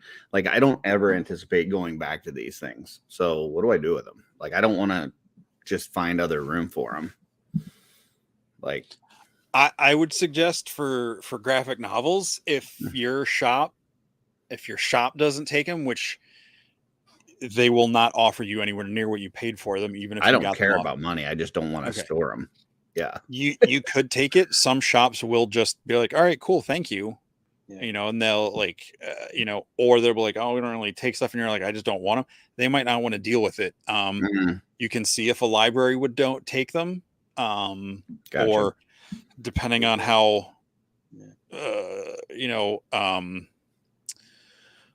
like I'm sure there's so, you know, like school program now. Some of it schools, you know, can be picky with what they'll allow the kids access to or whatever. Especially that Helheim too. They ain't taking that. That's got some stuff in it. But I would say, you know, if you can't find someone to be like, hey, you know, you want to read something cool, like, you know, pay it forward. It would be my suggestion. You know, if you have someone that Ackerman's Toys and Comics, you know. Yeah, I may just start. If you know anyone that likes, if you know someone who's like, hey man, that Helheim book you were talking about on the show sounds pretty cool. You know, I can't find it. You know, here it is. Yeah. Or just save up your collection over the year and take it to Legion's Con, and you know, give it to friends. Just give them out to people at Legion's Con. Yeah, sounds good. I'll bring the ones that I got. If I finish this Batman, I'll bring that and these other 3 and kind of go from there. I just like my biggest thing is I just don't have a lot of room till these kids start getting the frick out of my house. Like I don't have enough room. So I'll give you extra points if you can donate the trade paperback of Something's Killing the Children to your local elementary school. I'll see what I can do. For some reason, that is the book that my kids are like a magnet to. They have to read it. And every time we're at the comic shop, I'm like, just keep walking. There's a million other things in here. Dad, what's killing the children? I'm like, that's for you to find out. You'll find out one day. Big guy. Yeah. You know, I don't understand. You know, Joe's telling me to keep the trade paperbacks and donate the kids. That works. Yeah, you could turn it. You could make your own comic library where you check stuff out to people. There you go. Even give people cards. So yeah. All right. It's not good for your comic shop. Ollie's though. Ollie's has got trade paperbacks, especially DC ones. I don't have an Ollie's. You guys, every time you guys talk about Ollie's, I get sad because it sounds like they got really good deals and I never get to see them. They have good stuff cheap. Yeah, I know. I might have to stop on my 9-hour drive through Pennsylvania. So find an Ollie's. Finally, something to look forward to in Pennsylvania. There's No one shit. one right by where I work. You can come see me too. Awesome. I don't know that I drive by Mechanicsburg, but I'll take a look. You Well, come through the fellas- turnpike? Huh? You come I don't across know. the turnpike? I don't know. I just drive wherever the fucking phone tells me to drive. Okay. So she tells me to make turns, and then I turn, and yeah. But I need to get some sleep. I gotta get up in the morning and look at all these names for the painted up and put them in a wheel. And but it's been fun. Jesse, thanks for coming on. Sean never made it. He must have got tied up with the kids. But I did ask all the questions for interview that I needed to ask, so you can refer back to that if you want to vet these two individuals that we had tonight. So I'll take your word for it. Beautiful. Since you never exaggerate or twist anything ever. I think the interview went well, don't you, Chris?